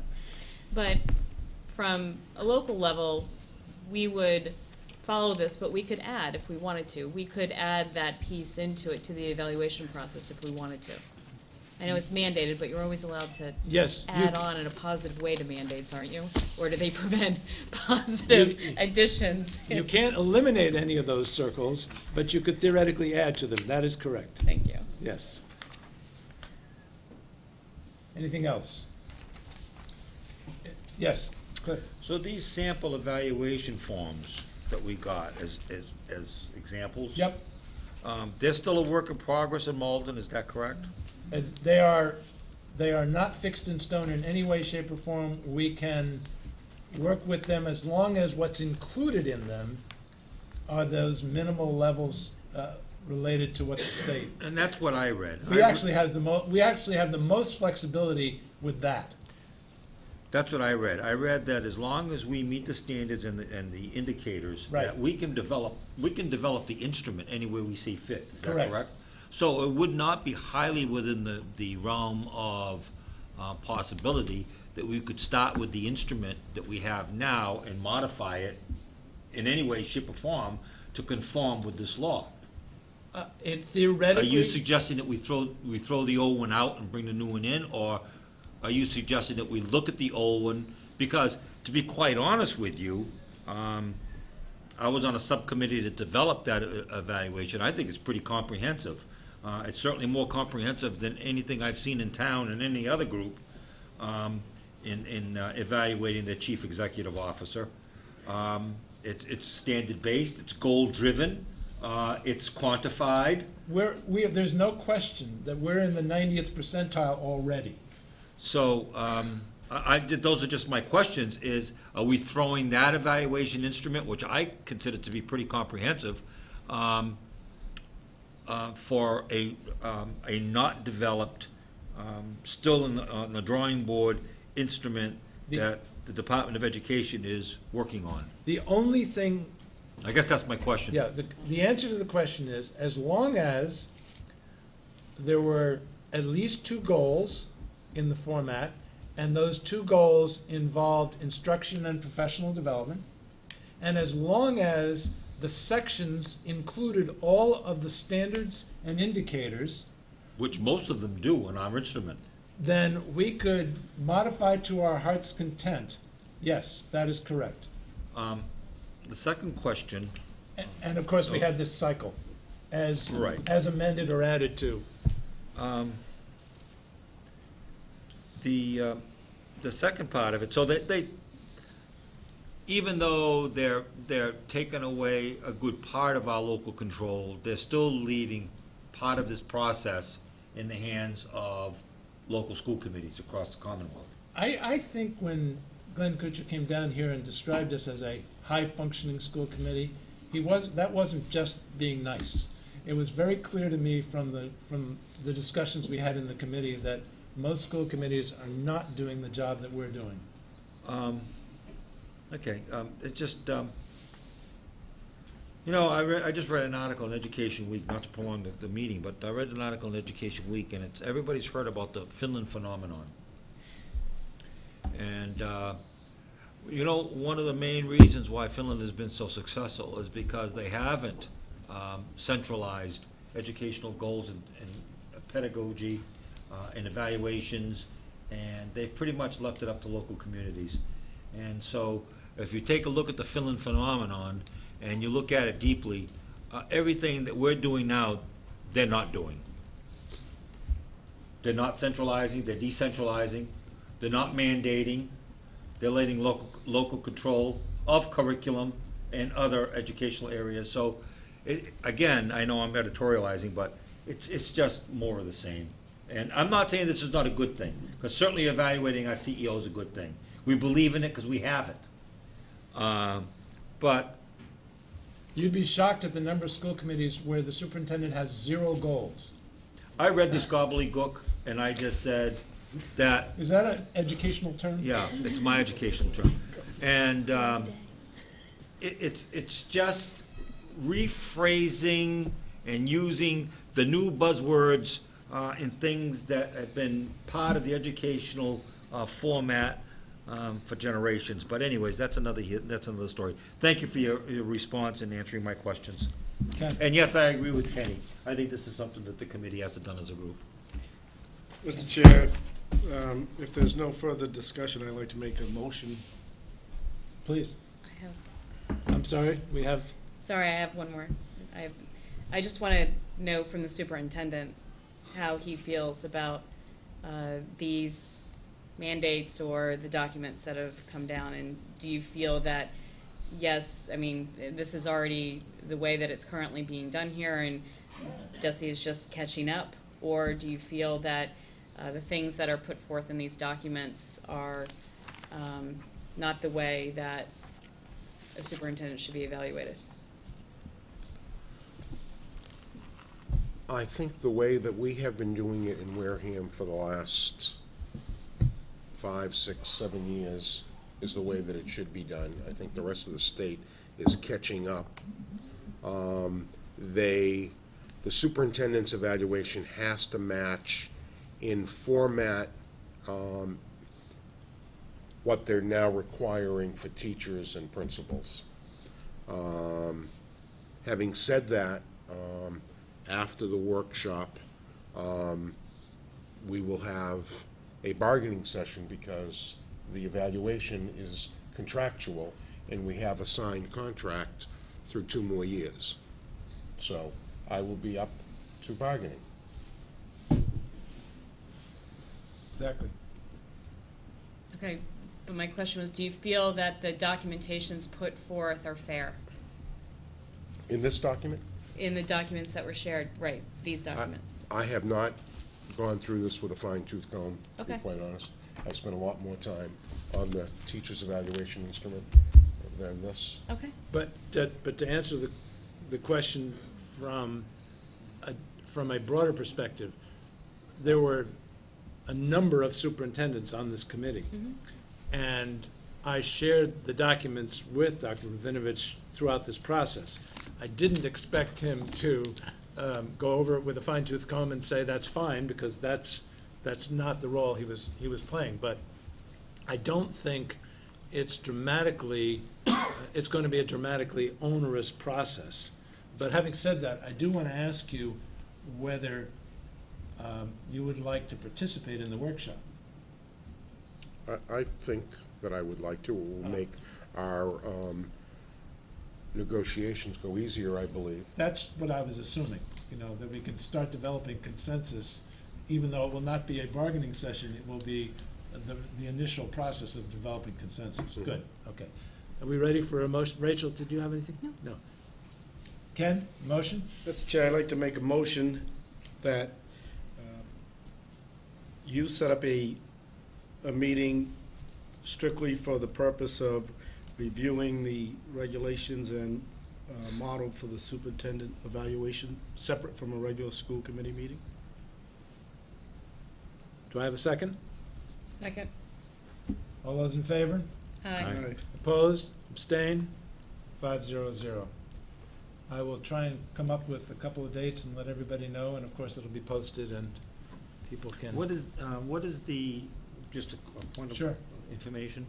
What is there a timeline on this? Do we have a deadline on this? Is there any reason why we have to do that now, or is Well- it something we can do during the summer? Here's the truth as your chairman sees it. We are not only far ahead of most of the communities, they have their hands full with the tens of thousands, I think I have that order of magnitude right, teachers' evaluation process.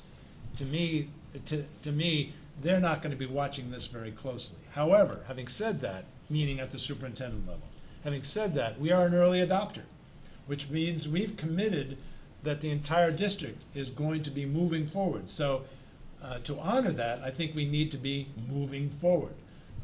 And I don't think in the end it's not going to be, it's going to be a particularly difficult, it may be a little time consuming to get it just right so that our superintendent and the committee are on the same page. But I don't think it's going to be a terribly difficult process because there's a lot of goodwill. Thank you, Mr. Chair. But more specific, the early adopters means we're supposed to be a year ahead of the RTT. Jen will correct me if I'm wrong. The RTT, TTT communities. So early adopters are this year.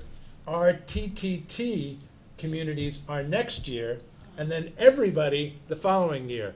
I don't have that correct? Race to the top districts have to be fully implemented by September 1. Of this coming year. And I have the PPP. Yes, yes. We're supposed to be implemented by January 31st. Yeah, they can dream all they like. Right. I wish them well. They don't have time to get down here anyway. So. Yeah, exactly. Just so I can get a sense of the committee, do people, would like a snowy Saturday morning work for people? Is that, I'm fine, if you send us a couple of dates that we can choose and go with a majority. but is a Saturday morning a good place to start? As long as it's not before 11. Well, I don't know. I don't know if Saturday's good, but it's all right. Just put it out, lay it out there. We'll work around it. All right, good. I just wanted to let everybody know that we have executive session minutes from, You missed one. The change of the Change February February meeting. date. oh, Okay. we have doubly committed this space. And in looking at the other commitment, it would appear that us moving the date would be much better than us not honoring the commitment to the other organization or moving to a different location, because this is set up so that it can be televised and Christian and his crew can do their good work. So I would propose that we take the February 15th date and move it to February 29th. Is this a leap year, or are we doing this like 8 years down the road? Because I'll agree to that. This is a leap year, yes. Do we need a motion for that, Mr. Chair? I would like one, yes. I'd make a motion that we approve moving the meeting schedule for February 15th to February 29th, 2012. Second? Second for discussion. Okay, discussion? So that means that we're not meeting for a month. That's correct. Okay. However, I urge advisory committees and policy review committees to plow forward, especially on the budget side. Okay, any further discussion? All those in favor? Aye. Opposed? Abstain? 500. Thank you very much. And now the executive session minutes of September 21st and December 21st. This is just announcing them that they are now available for release to the public. Is there any other business that people would like to bring before the committee? Motion to adjourn. I have a Second. motion to adjourn. A second? Second. We are adjourned. Thank you very much.